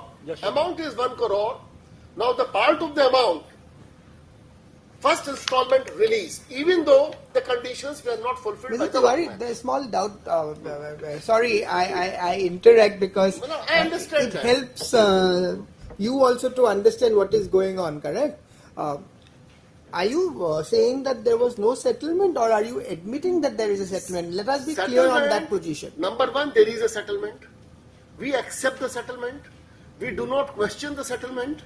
And we are bound by the settlement. Okay. All right. So settlement is not in question. Okay. Yes. The issue is as to whether the conditions envisaged by the settlement were satisfied by the workmen so as to make them entitled to get what was promised to them by the management. This Okay. would be an issue for the consideration of the Honorable Court. Okay. The Labour Court has come to a finding. Again, the finding has got three parts. Number one, misreading it. That's all right. But I'll then repeat. coming to the conclusion Yes. that management had promised to give them the amount for the past period. All right. Let's This finish is- your timeline. fine. Yes. Then you may straight away I'll- show me the settlement I'll- and the finding I'll of the come to Labour that. Court. Then, my Lord, the first installment was released, even though productivity norms were not met. 12/11/2013, management issued a letter to the General Secretary of the Union enclosing the detailed worksheet showing the low productivity levels of the unit. This is Exhibit 9, it's part of the evidence. 1/8/2014, second installment was released, even though productivity targets were not met. That is our case. The note is, even after payment of the second part of the revised wages, the workmen failed to achieve and maintain the productivity norms as per the NPC. 2015, the 8 numbers of dismissed workmen filed an application under Section 2 capital A of the Industrial Disputes Act 1947 before the London Labour Court, which was registered as case number 2/2015, claiming reinstatement in terms of the memorandum of settlement dated 21/2/2012. In the said case, the management in its written statement contended that since the union has not complied with the terms of the settlement, dated 21 to 2012, and as such it cannot claim benefit under the said settlement. That I will skip. Next is 20th of June 2016, which is Exhibit 8. The London Labour Court passed an award dismissing the case number 2 of 2015. This is the 2616 is the award? Yes, this is the award. It is the case number 2 of 2015, passed an award. Dismissing the case number 2 of 2015, it was held by the Labour Court that union had not complied with the settlement. I'm sorry, my lord. This is settlement is subject to condition that they have to achieve the productivity. That is why, my lord. That is why, my lord. Once I productivity enter into the case, once I enter into the evidence and present my arguments, this is Exhibit 8, dated 20th of June 2016. I suppose it is evident in the settlement itself. In the settlement itself, it is mentioned, correct? Because you have put it in your note at page 6. Yes, this is the note, and my lord, I will read the settlement to satisfy your lordship. Because if that is so, if it is evident and manifest on the reading of the settlement that it is subject to the achievement of the productivity norms, and your case is that they have not achieved the productivity norms, then perhaps Correct. I'll now put it this way. The particular settlement with which my lord is in season, that very particular settlement gave rise to 2 cases. First is case number 2 of 2015. In terms of that settlement, the workmen made a demand, reinstate us. And since we did not reinstate them because they did not fulfill the conditions were not met, they went to the court. The court decided against them. That is one part, and I will focus on this aspect.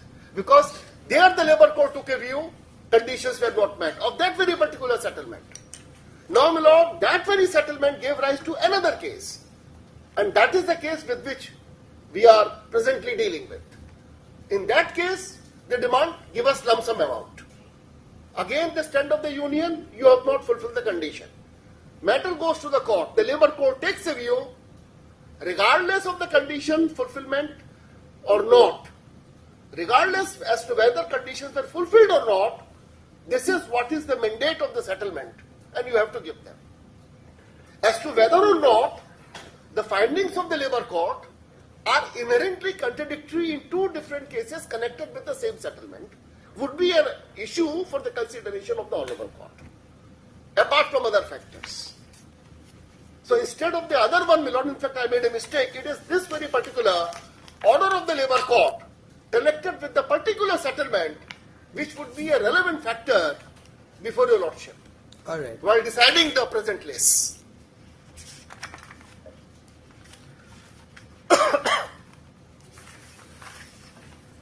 Then 2017, on having failed in all its proceedings, seeking benefits on the strength of the settlement dated 21 to 2012, after 5 years, the union raised a dispute with regard to implementation of clause 2D of the settlement dated 21 to 2012 before the Assistant Labour Commissioner, alleging non-compliance of the said clause of the settlement by the management, denying them a sum of rupees 1 crore in 4 installments. 1 crore were to be given in 4 installments, 2 installments paid, 2 installments not paid. 17 to 2017, the appropriate government issued a notification and referred the aforementioned 2 issues to be adjudicated by the London Labour Court.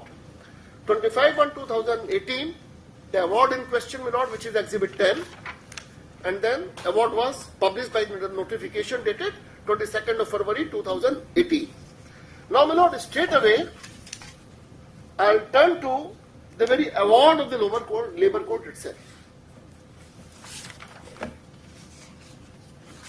Thereafter, I will go into the settlement. Or, my lord, I'll do one thing. I will read the settlement Let's first. go to the settlement, yes. I'll go to the settlement, and thereafter, my lord, I will read the award. Settlement. The settlement, yes. The settlement, page my lord, 28. is dated 28. Yes, page 28.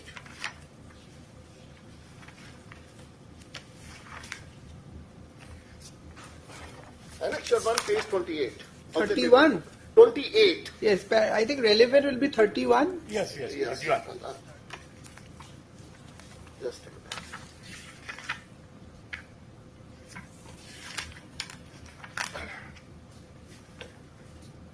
Page 30, my lord.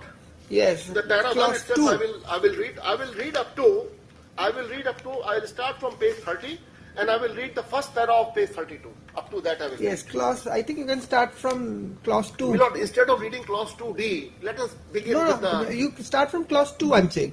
My lord, I'll That read the one workmen also. would achieve My lord, and maintain. I will read one also. Also, all right. The connectivity I would like to show. All right. How it goes.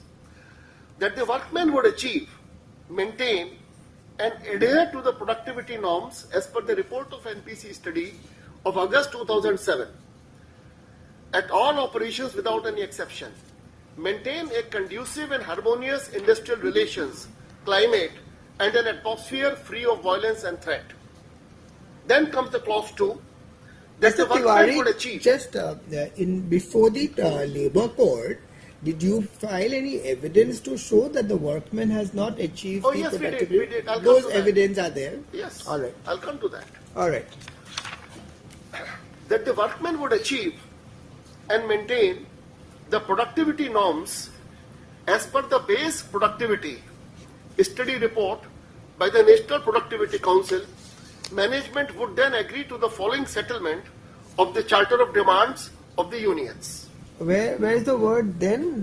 My lord, that the workmen would achieve and maintain the productivity norms as per the base then productivity agree. study Would report. then agree. All right. So then comes the would then. What, just one second.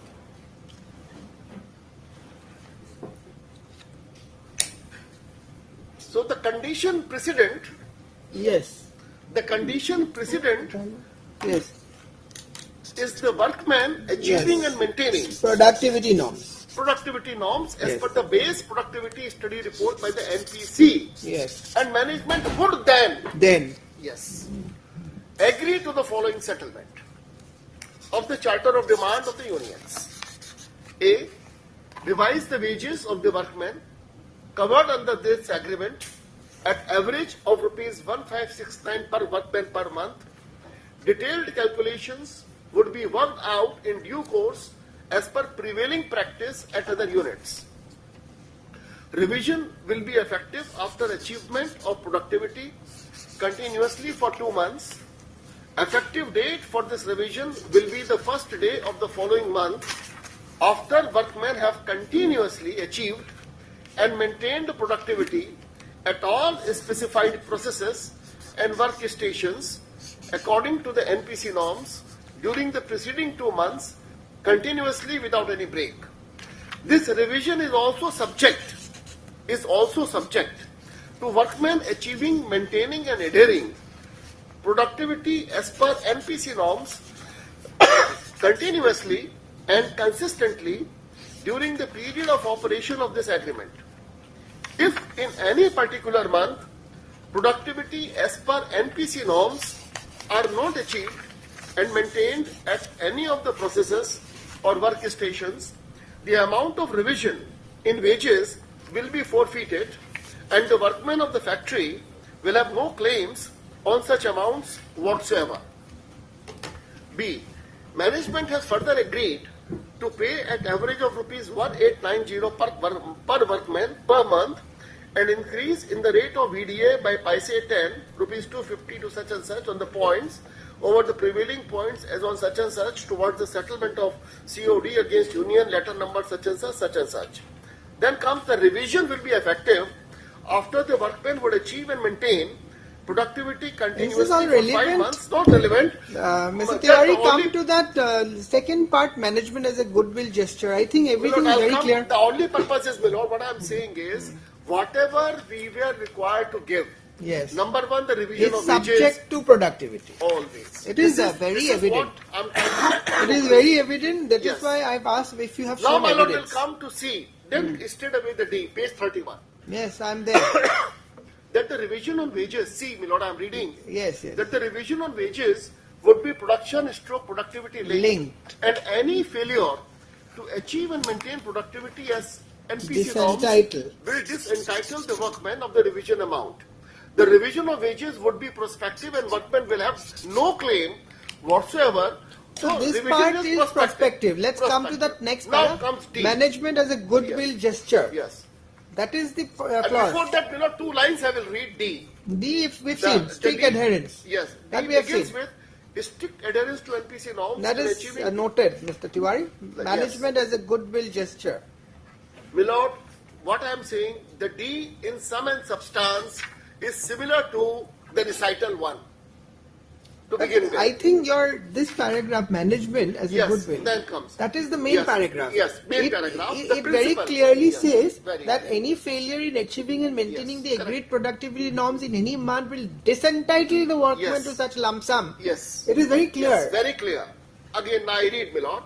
Management as a goodwill gesture.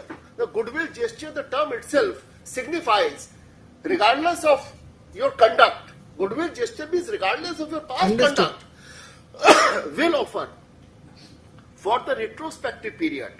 Actually, Milord, the London Labour Court Has already said. Huh? London Labour Court misinterpreted the word retrospective period. I'll come to that. No, but this I think is relating to that period when they were not working due to lockdown. That period, that right? will- yes, that I'll that come to area that. salary. Yes. For that, a lump sum amount has been agreed. Will offer for the retrospective period one lump sum towards both of the two charter of demands, and all other financial demands in any form as on the date of these settlement, the total financial implication of the company being restricted to rupees 1 crore only as full and final settlement as a special case and without creating any precedents. Such lump sum payment will be dispersed in 4 quarterly installments. Now pausing here again I clarify, Lordship has seen 2 installments were released, though management was not satisfied. Commencing after. Commencing after is important. So, in 4 quarterly installments, commencing after workmen have achieved. So it is present perfect. Have achieved and maintained the productivity norms. This is the sine qua non. Yes. Condition As precedent. agreed above, continuously for 3 months and thereafter every quarter. So commencing after workmen have achieved and maintained the productivity norms as agreed above continuously for 3 months and thereafter every quarter. So we're not pausing here. Considering my limitations of English language, my plain understanding is the way it is written. Once you work for 3 months and show me the productivity, my goodwill gesture will become operational. And I will release the first installment. Provided, first 3 months you do it, then I release it. But if thereafter you don't continue or there is a break, even that will be forfeited or Thereafter, every quarter. every quarter. So first commencing 3 after- months and Yes. thereafter every quarter, Every an quarter. assessment will be made. Yes. If the assessment shows that there has been a substantially they have achieved and Yes. maintained the productivity norm, then the next installment will be released. Yes, Correct? otherwise not. Or even the first one may be forfeited and later on your lordship will find. Yes, I have and seen that they will be will recovered. deduct the lump sum amount from the Yes. wages. I have Even seen that will be. That's So what I'm the- saying. This is the only clause that is relevant. Only. So now the next is factual aspect. Yes. What evidence have you? Because your case is that they have not achieved. Merely saying so will not be enough. You will have to show it through evidence. So if that Lord, evidence is available, Before I come to evidence, yes, my first submission will be at whose behest, at whose instance the reference was made, the workman. Whether or not, Lord, I ask myself, whether or not it is incumbent upon the workman, whether or not onus is upon the workman also to prima facie demonstrate that they have made the productivity, that they met the productivity target. Now the counter argument may be to that, the workman is not likely to have evidence with them. Well, the fundamental principle of the evidence is, in such cases where you are not likely to have the evidence, you appear, you call for the relevant evidence. It comes. let's not stretch it that Milord, far but because I you will are the not. management. Milord, there are You have the judgments. records. Milord, You see- there are fine, but there are judgments. There are lots of judgments of the Supreme Court. There were cases, In labor cases? Yes, there were cases, my lord. Say, for example, where the issue was 240 working days. The salary for 240 days. Whether or not the workmen have worked for 240 days. The Supreme Court took a view. Certainly, the workman will not have the evidence. But certainly, if the management is not giving you evidence, why did you not call for the evidence?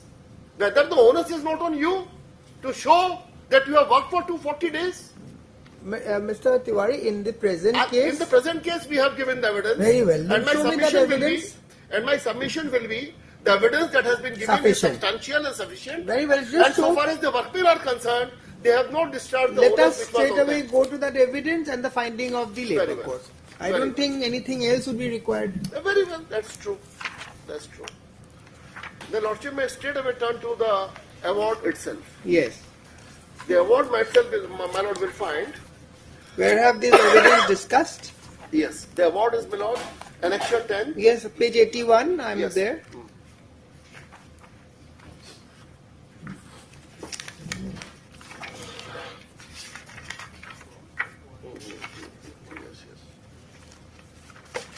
I will not read the entire thing, my lord. Yes, just show me where the evidence has been discussed. I'll come to that. Because evidence also, my lord, the very selective quoting is there, so I will not. No, otherwise, you can show me. Do you have the copy of those examinations? Lordship will first turn to the analysis of the evidence part, which is at page 87. Yes, I am at page 87. 87. Lordship will read from the third para. On a close examination. Therefore, a meticulous examination yes. of the memorandum of settlement dated 21 to 2012, more particularly clause 2, is necessary. Now, Lordship has already seen the clause 2. Let us see how London Labour Court has understood it.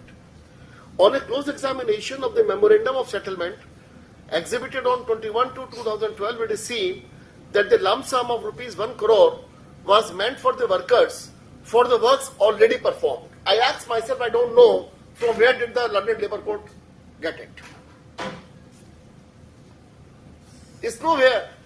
It is his own understanding. No, I think what I don't know. Certainly maybe it is not there in the settlement. Maybe what that retrospective word, because of that, the word retrospective, maybe it's meant the arrear. But now the retrospective cannot be stressed to be given a meaning which was never intended to in the settlement. All right, go ahead. Because retrospectivity means going back. Going ahead. Back certainly was meant for the workers for the works already performed. Because the fact of the matter is, my lord, there was a lockout. There was a strike. True, but Mr. Tiwari, even you agree that that word retrospective there meant the arrear salaries, isn't it? That part is admitted. Only thing, if I have understood you correctly, all that you are saying is that whatever has been agreed is as per goodwill, not because they are entitled or not entitled. However, this goodwill will also be given only if you achieve the productivity norm. Otherwise, my lord, goodwill no longer remains goodwill. That much I think we both, this court is... goodwill no longer remains a goodwill. Absolutely. In such a situation. Very Because well, that is my lord, noted. our cases, no work was done as such. But then, for the retrospective period, we give as a goodwill. Correct. Provided A, B and C is done. Absolutely, that much is clear. Yes. Proceed. It was written in the said memorandum of settlement in para 8 that management as a goodwill gesture will offer for the retrospective period one lump sum amount towards both of the two charter of demands and all other financial demand in any form on the date of the settlement. It shows that the management committed to the workmen to pay the amount with retrospective effect, and it was a goodwill gesture from the side of the management. There is another significant, a significant deviation possibly is trying to say.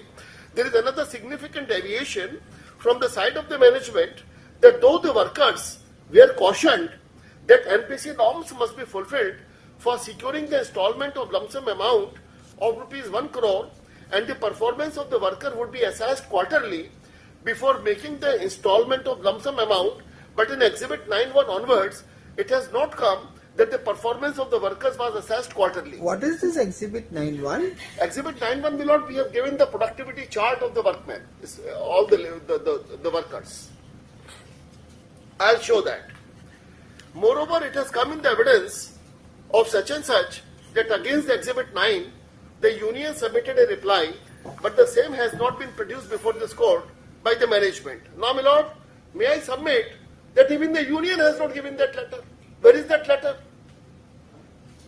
Has also submitted that none of the workers was show caused when they were allegedly found not fulfilling the norms set by NPC. There is an appreciation letter from the chairman which has been exhibited from the workmen's side as Exhibit B. My lord, let me clarify. What they say, appreciation letter from the chairman, is not an appreciation letter of the chairman, but it is a letter created by the union wherein it is written that they were appreciated by the chairman. So, my lord, the contents are different. It is not Mr. Chairman is writing a letter. Issued by the union. It is the union which is writing a letter saying that they were appreciated by the chairman. And then the management has brought out its own evidence. In the cross-examination, our witness has made it very clear that when the chairman came, they made a demand for the bonus, chairman refused. I'll come to that. They made a demand for? Bonus. Bonus. And chairman refused. I'll come to that. Which has been exhibited from the workmen's side as Exhibit B. Exhibit B is a letter by the workers' union to the chairman of Assam Carbon Products Limited, and in the said letter a remark of the chairman was reproduced. So, it is a self-created letter, which runs as follows. On 3/7/2017, our Honorable Chairman has addressed two groups of workers separately within the factory premise, wherein he appreciated all the workers for their sincere and hard works, resulted to a good record of production in quality and quantity in last 3 years, and as well as in earning a position in respectful and trustworthy in the name of such and such in the market of national and international. Since then, all workmen were in an atmosphere of encouragement, or somehow the English is such. Anyway, it's all nice, it hardly makes any sense. Anyway, they have all created it. Against this statement and Exhibit B, there is no counter from the side of the management. Counter is not by way of cross-examination, I will show that. The most important fact is that neither in the oral evidence nor in the documentary evidence from the side of the management, the period taken for consideration for securing the lump sum amount by the workman is specifically mentioned before this court. It was not required to be mentioned. You perform, you show productivity for 3 months. As a goodwill gesture, we pay you. That was never the case. It was also not informed to the workmen that what period would be considered for securing the lump sum. In subclause C and D in clause number 2, it was made specific. Now he is referring to subclause C also. In clause number 2, it was made specific that the revision on wage is subject to fulfillment of NPC norms, and it will start from resumption of operation. So far as revision on wage is concerned, I have already clarified, there was another case, and the labor code has not held them entitled, because they could not fulfill the condition. On the other hand, the lump sum amount is for retrospective period. Now he tries to make a distinction. That lump sum amount is for the retrospective period. And it was a goodwill gesture, he also says in the same breath, from the side of management. And it includes the 2 charter of demands and other financial demands as on the date of settlement. If that be so, how the future action of the workmen can be clubbed together with their past dues and entitlements? The London Labour Code wonders as to how the future action of the workmen can be clubbed together. The London Labour Code fails to understand the very concept and the meaning of quote-unquote goodwill gesture. He says, how come their future action of meeting or not meeting the productivity can ever be clubbed with what is retrospective? So, my lord, entirely a new meaning is given to the word retrospectivity. Practically, my lord, that is not so much an issue. My lord, but the fact is... Yes, but otherwise that is, to decide that reference, the question is entitlement for this 1C, right? Lord, now that entitlement, you are saying that they have not achieved. Yes. Now if you are saying that they have not achieved, there must be some evidence or materials before the management to come to that conclusion. I'll come to the evidence. So simple and short, that is, if there are materials showing that this has not been done, then of course the reference has to be answered in the favor of the... Lordship knows, I understand my Lord's concern, but Lordship understand we lawyers, at least normally, my Lord, we are mentally trained for different situations. Correct, but if I take only one situation, true, but since there is an evidence, I show the evidence. Indication is being given to you, so you take that clue and show me that. And if something comes up from the other side, yes, you have a right to reply. Yes, very good. But I am getting the indication.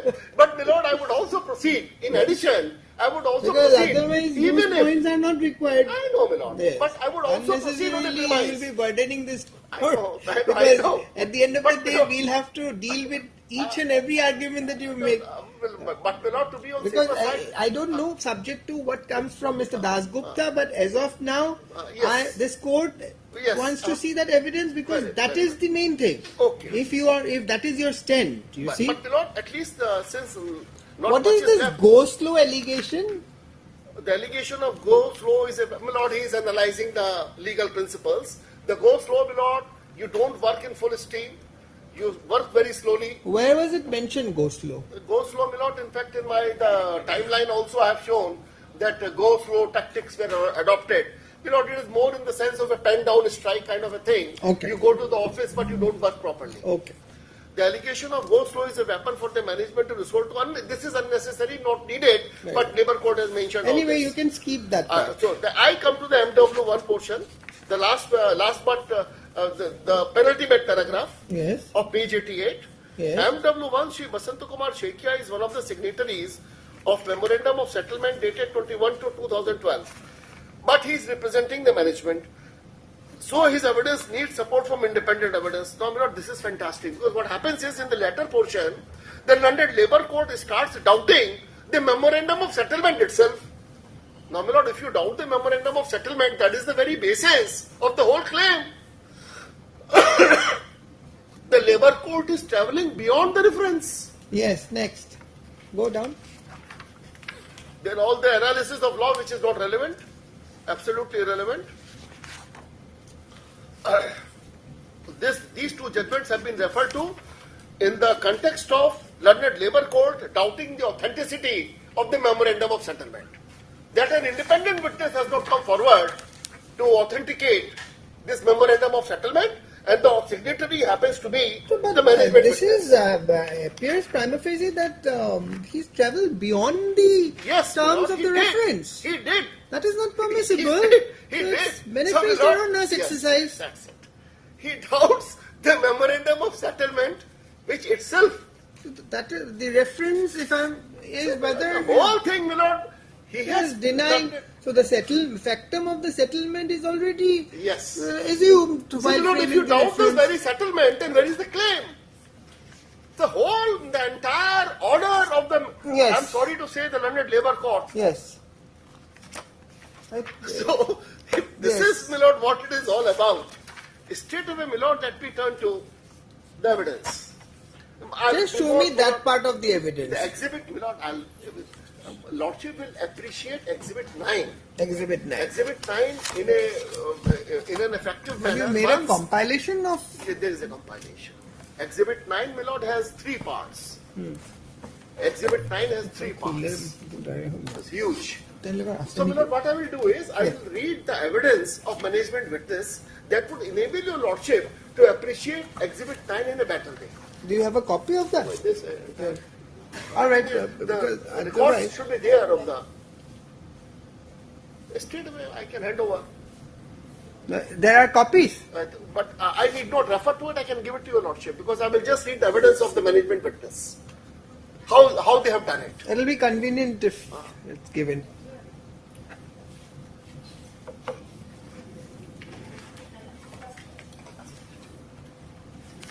Now, my Lord will may kindly. My Lord, I will just. Mr. Tiwari, are you carrying that decision? In fact, there are, I think, 2 decisions There or are 3 many decisions which says travelling beyond the correct, reference. I am having it. correct. The 3 judgment, the full bench judgment is there also. I am referring to the Hochest case, the original case, and there are subsequent judgments also. But not the main case, I will refer. In fact, in one case, in a similar situation, where the factum of the dismissal was presumed, but actually that itself was the dispute. While I was practicing, I had challenged, and That's it. Before entering the cross-examination of MW1, Yes. Lord, may I refer to the evidence of MW1? Yes. Also, this is Workman, I just please kindly don't. This Exhibit 9 that you have submitted, this is all charts. Milord, obviously because These are the charts indicating the productivity. Yes, of individual workmen of 2012, 13, 14 and 15. And how do you demonstrate that the targets are not being achieved? How is in your evidence you have explained that? Yes, but that has been explained. All right, you I'll can show take that. me to the evidence then. Yes, I'll show that.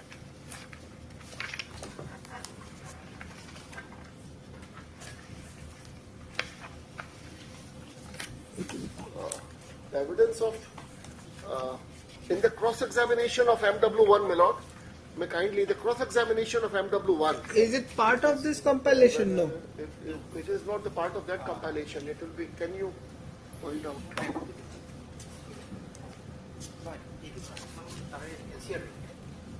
How many witnesses do you want to rely? Oh, I'll refer to two witnesses of the management. Then you There can were just only two flag witnesses. mark both. Sabadupaba.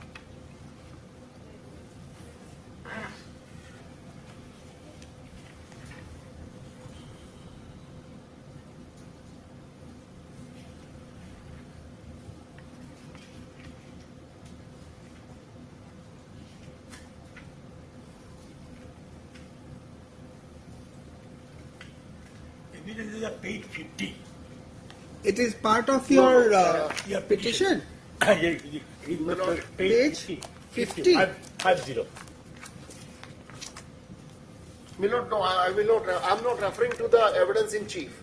My esteemed colleague is referring to evidence in chief of MW1. Cross is not I'm part in the of the cross of MW1. That is not part of the pleadings. It's not. It's not. Cross-examination of MW1. Basant Kumar Shekhia. In his cross-examination, my lord, he discusses this exhibit type, how they have prepared it. So that throws some light.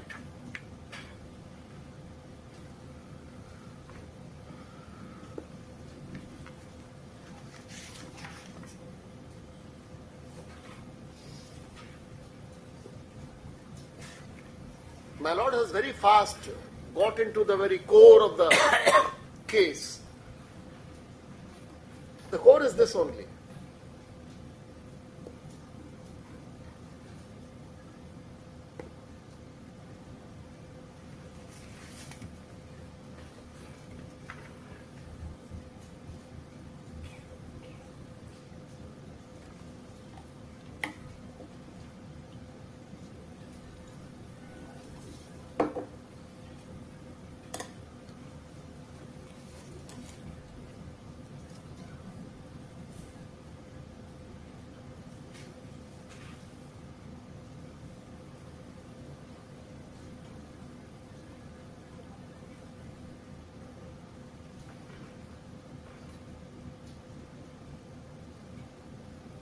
Paise Maitri?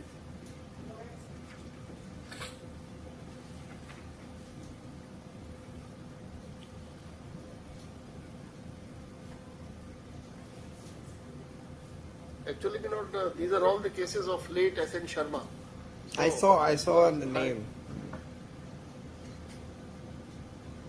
The relevant page is page 60 probably. 60? 60.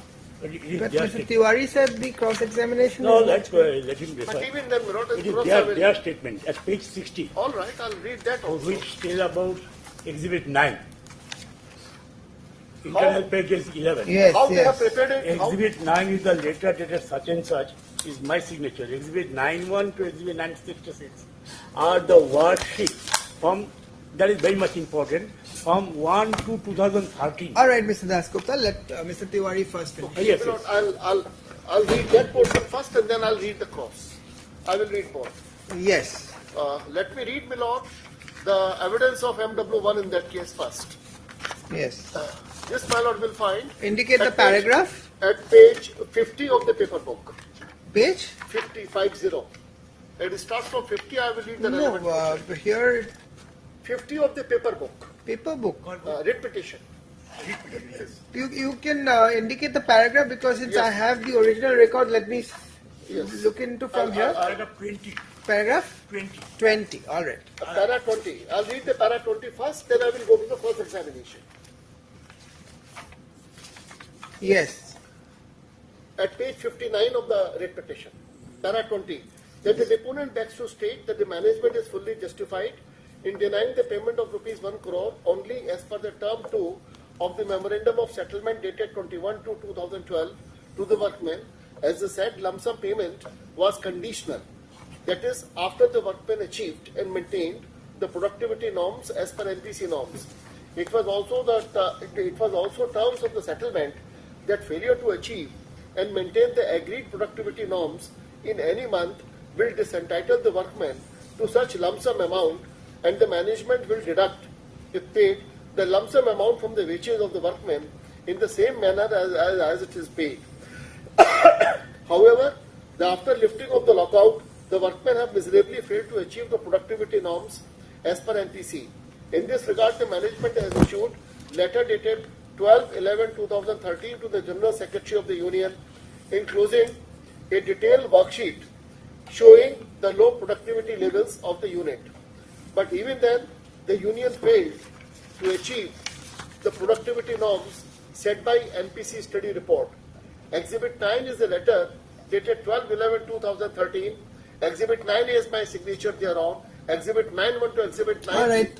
Such a Cross-examination. From 1st February 2013 to October 2013.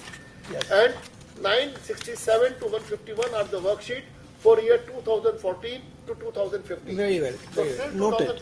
from 2012 to 15 they have given it. Now cross-examination. Now I am coming to the cross-examination. Which part? It's a very short one, I Yes, think. 1 to 2013. Yes. Now cross-examination, my lord, of respondent 1. Yes, yes. I am one of the signatories of memorandum of settlement. There is no page number separately. This is from The instant case is based on clause 2 of Exhibit 7, clause 2D of Exhibit 7.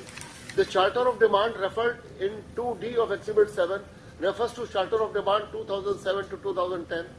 As per terms of clause number 30, each of the operators in different shifts had submitted their production reports to the in charge. The daily report contained production targets, achievements, failure to achieve target of the respective operators. So, my lord is saying, as per terms of clause number 30, each of the operators in different shifts had submitted their production reports to the in charge. My lord, I make one thing very clear. When we talk about the period can only be, the period of measuring their productivity can only be from, that is after the date of the settlement. It can't be prior to the date of the settlement. True. 3 months is given. Yes. After 3 months, quarterly. Yes. So that is why 12, 13, etc. After 12 only, because the settlement, my lord, is of February 2012. 3 So months thereafter thereof. only. 3 months thereof. Yes, yes, yes. Even if not 3 months thereof, at least after that period. Cannot be before that. So, each of the operators in different shifts had submitted their production reports to the in charge. The daily report contained production targets, achievements, failure to achieve target of the respective operators. We did not find any charge sheet for misconduct against any operator on the basis of the daily reports. All operators had submitted their daily reports at the end of their shifts. The suggestion of the union, as referred in para 4 of my written statement filed on 12/7/17 before this court, was a verbal suggestion in a joint meeting. No minute was prepared in that meeting. NPC had conducted a work study on capabilities of the machines and submitted its report in the month of August 2007. Exhibit 1 is the copy of the said work study conducted by NPC. In the work study report, Exhibit 1, there was no mention about the deficiency of raw material, power supply, etc. But the report submitted by the operators covered the reasons for failures in achieving the target due to deficiency of raw materials, power supply. Exhibit 4 is a memorandum of settlement between management and workmen whereby the target set by NPC report was modified. The modified part of the target is available in annexure A, B, C, D, E of Exhibit 4. As per clause number 2 of Exhibit 4, no video camera was used as at the production site to assess the production. We conducted scientific production exercise. This is important. We conducted scientific production exercise on the basis of the reports submitted by the management, by the operators. Every operator had to follow the target set by management on the basis of the demand. In Exhibit 9, we have not produced the daily operator report submitted by the operators to the production in charge. It is not a fact that Exhibit 9 is not based on proper report, and it is a manufactured one. Here the standard of proof is to probabilize, no? Yes. In Exhibit 9, it is also reflected that in some cases the operators exceeded the target of production. In fact, my lord will find, this was the question I asked when I looked into the chart, is some of the figures is quite big, the numbers. So that shows the bona fide. When production is high. Yes, but otherwise, my lord, on an average, they fail the target. They fail to achieve the target. Totally. In Exhibit 9, it is also reflected that in some cases, the operators exceeded the target of production. We have not submitted any production report for the period from March 2012 to January 2013 before this court. That is very much Thereafter they have. We What have is received reply. which is the period that we are concerned here? My lord, we are not specifically. My esteemed colleague may try to argue. No, I am not disturbing you. Very well. My lord, my submission would be, even if we have not produced any production report for the period March 2012 to January 2013, and we have produced it thereafter, after January 2013, let us then also accept the fact that 2 installments were released. Mr. Tiwari, just give me the date of the settlement once. Date of the settlement, my lord, is 21-2. 20? 21-2, 2000. 21-2. 2012. 21-2-12. Yes. And so after 2012, a production report is required. So that chart that you have given, Exhibit 9, that is pertaining to which period? March 2012. Sorry, it is from the period. Again, 2013. It is from February 2013 to up to March 2015. Yes. Right? Yes. March 2015. Kindly see. That is why this question was put. So March 12 to January 13, that you have not given. My submission would be that the non-production of the production report for the period March 2012 to January 2013 by itself cannot be treated to be very, very damaging for the management for the very simple reason. Let us accept, because we have released also the 2 installments, 1 and 2. That was also subject to the condition. For some reason. You see, one thing is clear, that the award is beyond the terms of the reference. Yes. That is one thing. Second thing, suppose we find that there are no materials as of now to check as per the evidence, because if at all we say that this is important, March 12 to 2013, at best matter can be remanded back. Number 1. Or number this 2. Evidence can be Yes, number 1 remand. Number 2, my lordship may also consider that 2 installments paid, assuming for a moment, hypothetically, assuming for a moment they might have met the target. First installment released. Correct. Again, Then they would have met the target. 2013. Second installment released. We released the 2 Yes, you installments. do have a point, because that first 3 months may not be important because the first installment was paid. Yes. Then quarterly, that second installment has been paid. Second installment also released. And So that period as such is not material. Yes. So what period thereafter. So that thereafter period is February 13 to March 2015. Will it be the subsequent period? Because that would be the relevant period, correct, Mr. Tiwari? Yes, my lord. 1 to 1st February 2013. 1st February 2013 to 30 December 30/12 2014. That's it. That's the total period. That's the total period. Total period. 1st February 2013 to 30/12/2014, we have given the production chart, and they have not met the target at all. Okay. So, my lord, and it has come out in their evidence, they have received more than 1 crore. My lord, sorry, there is another. Thereafter, from 30/12/2014 to 30/10/2015. 30/12/14 to 30/10/2015. So the entire period from 1st February 2013 to 30/10/2015 has been covered. But yes, that the very early period is not there. So that is why the other date that I am asking, if you don't have it, your junior can just find out. 3 months and quarterly, Yes. which is that period, because for that period you have already paid. Yes. The first two installments. We have already paid. So for that, no evidence is required. No evidence is required. You have paid, meaning thereby they have achieved. Yes. Subsequently, they have not achieved. Yes. Because they haven't achieved, you stopped it. Correct? That's a worse view, because, my lord, if it is the fact that we have paid, though we say that we paid even though they had not met the target, even then we paid.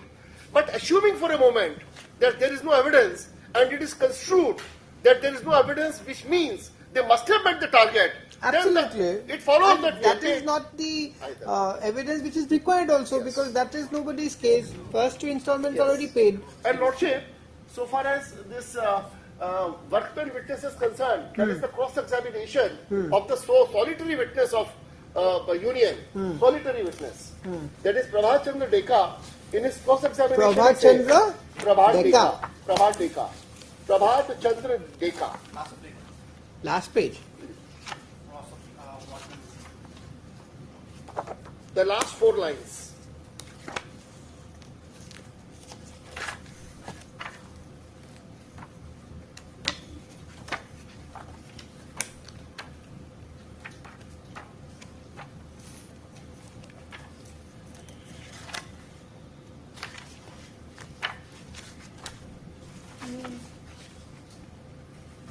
Oh yes, I got Prabhat Chandra Deka. Yes. The last 3 lines, my lord, from the bottom.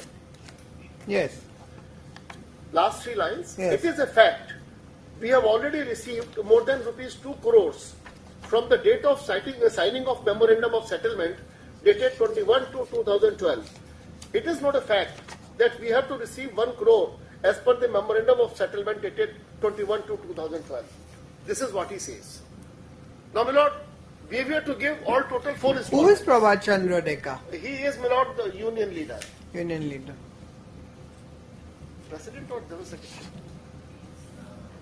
President. He is the president of the union. His evidence in chief is page 61. This 1 crore is a lump sum together to be paid, In 4 installments. That was the case. 2 installments we which paid. will be distributed amongst the workers. Yes, that is it. So here the union admits that he got 2. Yes.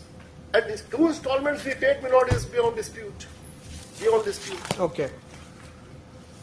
So, my lord, so far as award is concerned, we have already seen. Number 1, total and complete misreading. Is perverse. Yes.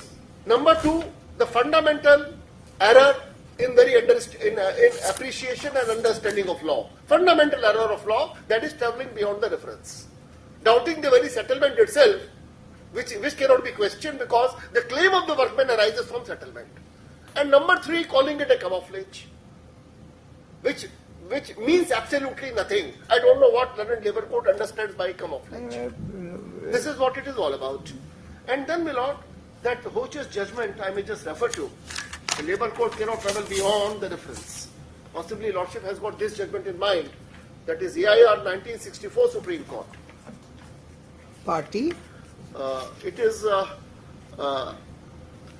Court Chief Gammon versus Industrial Tribunal. Gammon's case. 3-judge bench, which is a full bench, or we can call it division bench. 64 Supreme Court, 1746. EIR 1964 Supreme Para? Court. The relevant paragraph, my lord, is paragraph 7 and 8. Para 7 and 8. I'll just read these 2 paragraphs. Yes. Para 7, in dealing with this question, it is necessary to bear in mind one essential fact, and that is that the Industrial Tribunal is a tribunal of limited jurisdiction. Its jurisdiction is to try an industrial dispute, refer to it for its adjudication by the appropriate government by an order of reference passed under Section 10.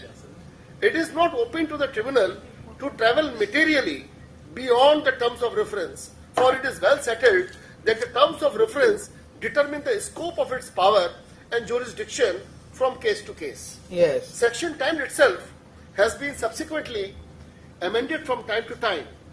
Act 18 of 1952 made substantial amendments in Section 10. One of these amendments was that Section 10, subsection 1D, now empowers the appropriate government to refer the dispute or any matter appearing to be connected with or relevant to the dispute, Yes. whether it relates to any matter specified in the second schedule or the third schedule, to a tribunal for adjudication. In other words, under Section 10, Section 1D, the appropriate government can refer to the industrial tribunal not only a specific industrial dispute, but can also refer along with it matters appearing to be connected with or relevant to the said dispute. In that sense, the power of the appropriate government has been enlarged in regard to the reference of industrial dispute to the tribunal. Section 10, subsection 4, which was also added by the same amending act, provides inter alia that the jurisdiction of the industrial tribunal would be confined to the points of dispute specified by the order of reference, and adds that the said jurisdiction may take within its sweep material incidental to the said points. Posing here, my lord, I submit that the doubting the authenticity of the settlement, my lord, cannot be the matter incidental. That The cannot terms of be. reference. You see, Could not have been. one has to understand Yes. the reference. The reference is very clear. Yes, yes. The factum of the settlement is assumed. That is a fact admitted. The committal part. Now the question is whether the denial is correct or not correct. Now, if you are denying, then there has to be a case where the productivity is not achieved. Yes. Otherwise, you cannot deny. Yes. That is the only case. If I'm sure Mr. Dasgupta will also agree to that. That now, second question therefore is whether there is any evidence to show this or not. If there are no evidence to show that they have not achieved the target, then obviously you can't deny, because then if the targets have been achieved, then that denial will be wrong. My lord, there would be another factor, my lord, which I'll just kindly, as I refer to, my lord, I said that this very particular settlement, the settlement in question, namely of 21st February 2012, Exhibit 7, gave rise to two different cases. So the earlier case I will refer to, the earlier case, Yes. wherein, that is, which gave rise to the reference case number 14 of 2008. No, sorry. I'll refer to, my lord, I'm sorry. It is case number 2 of 2000. Just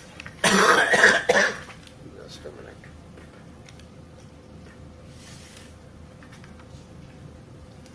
Yes, it was, no, there's another.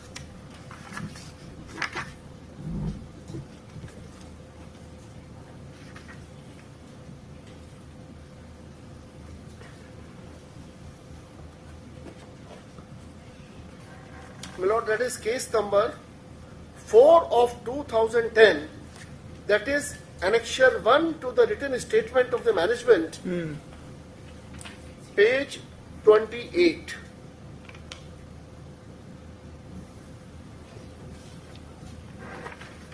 I just marked it, I'll just do it.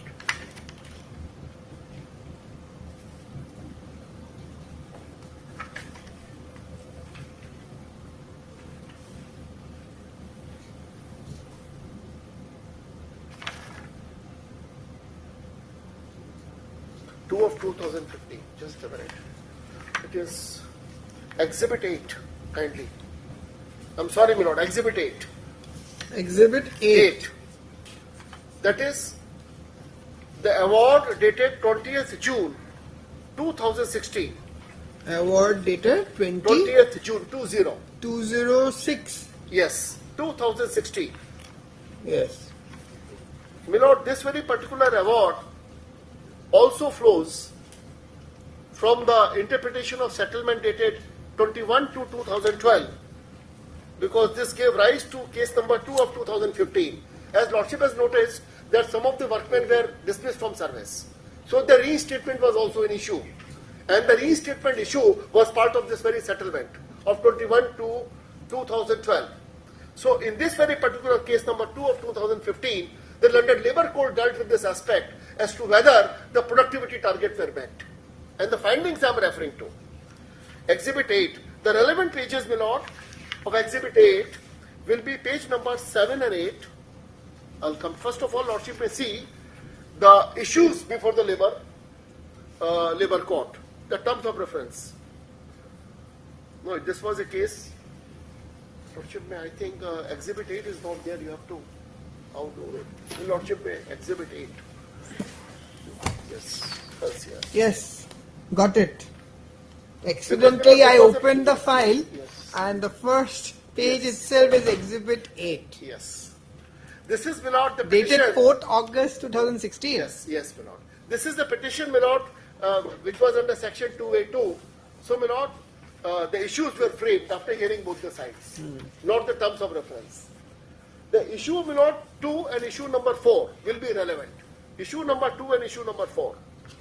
Yes. Issue number 2 reads, that is page 7, para 6, issue number 2, whether the workman can claim reinstatement without fulfilling the terms and conditions of Memorandum of Settlement dated 21 to 2012. Then, 1 second, Mr. Tiwari. yes, Issue paragraph 6, the issues were. yes, And you are reading issue number 2. Issue number 2. Okay. Whether the workman can Reinstatement, claim yes. reinstatement without fulfilling the terms and conditions of MOS dated 21 to 2012. Then issue number 4. This was dismissed, isn't it? Yes. Whether the management is justified in not reinstating the applicant workmen in service while 3 workmen are already reinstated in service in spite of signed MOS dated 21 to 2012. Now, my lord, the discussion. The discussion on issue number 2 and 4 together. These issues were considered together, 2 and 4. The relevant portion, my lord, of the discussion will be now internal page 11.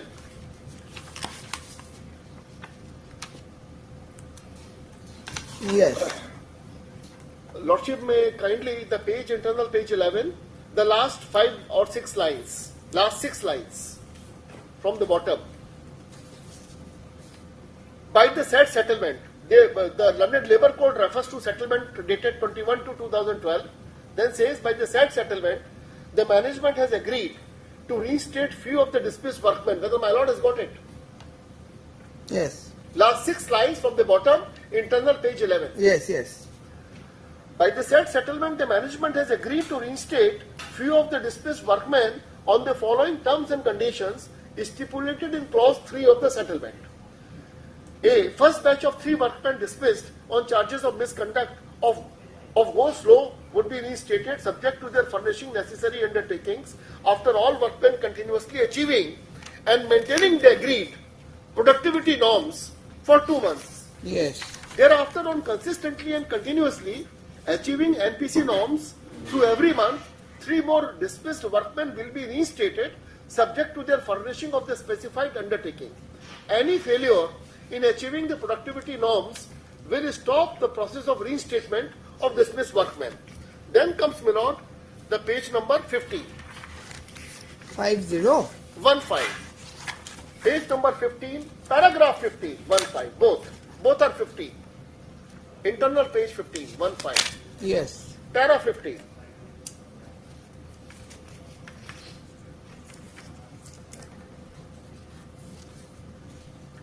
Yes. From the memorandum of settlement, it appears that there is a condition precedent for reinstatement of dismissed workers. However, evidence adduced by workmen and documents submitted by workmen side do not reflect that workmen side fulfilled the terms and conditions of memorandum of settlement. In such circumstances, issue number 2 and 4 are decided against the workmen. This is what it is. All right. Then, my lord, on the onus of proof, because fine, so far as we are concerned, at least for 2012 and 13, we could not show the productivity norm. No, my lord, I ask myself, had I been the lawyer of the side of the workmen, what I would have done is, before the London Labour Court, I would have called for the relevant records. What about 12 and 13? Kindly show us. It could have been called for. This is permissible. This was not done. So let us see, not the onus. So far as we are concerned, we have given something. The test is preponderance of probability. Something is better than nothing. What they have done, assuming for a moment, had there been no evidence, whether the factor of there being no evidence would have been a factor for them to claim the benefits? The answer is no. All right, next. So, I'll just show that very judgment. The citation is 2006 1 SCC. 2006 1 SCC, page 106. Paragraph? Para, my lord, just let me open.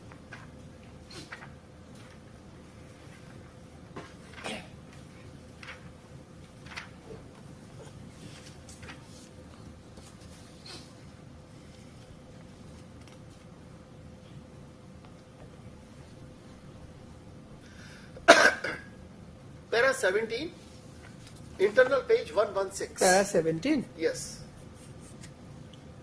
This I read for the benefit of your lordship. Yes. 116. 116 internal. Relevant para 17, 17. Yes, please read. Analyzing the above decisions, series of decisions prior to para 17 have been referred of the Supreme Court. Then the court says, analyzing the above decisions of this court, it is clear that the provisions of the Evidence Act in terms do not apply to the proceedings under Section 10 of the Industrial Disputes Act.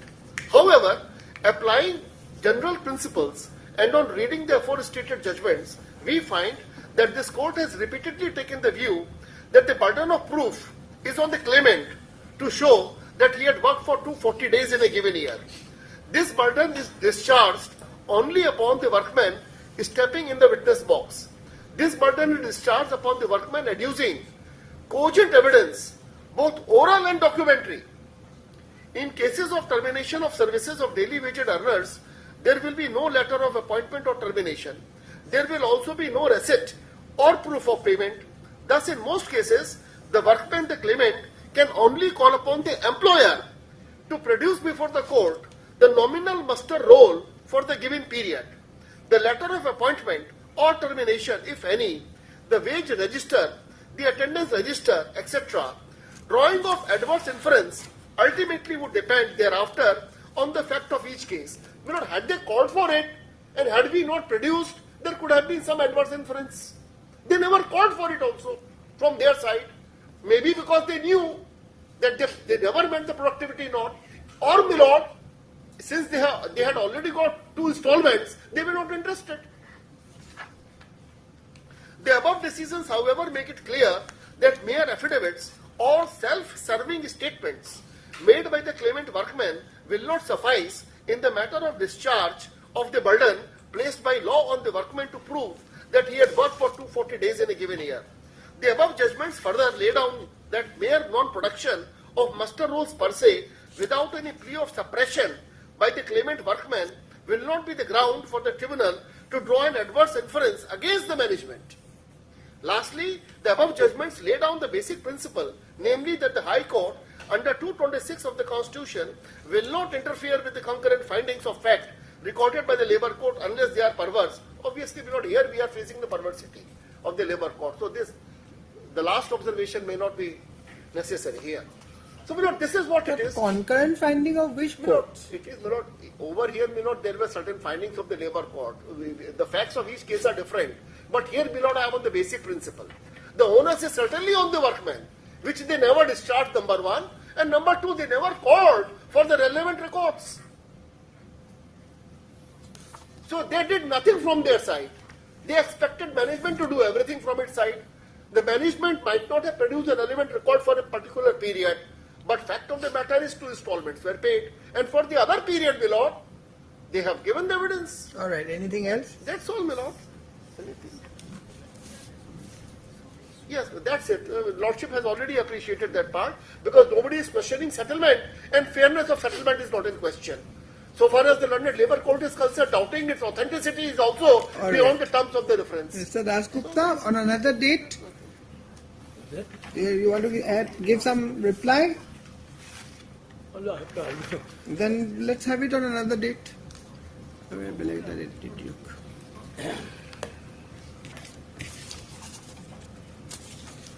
I take leave for a few minutes? No, we are going to further hearing on another date. There won't be any time now. Oh, very well.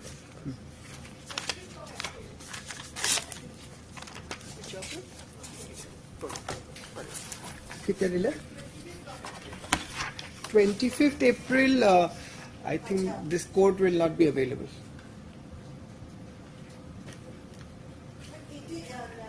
There could be an order to the effect that as and when your lordship is available.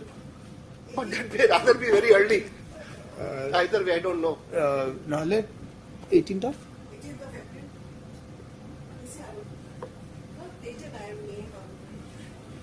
Alright, you keep 25th and then we will see.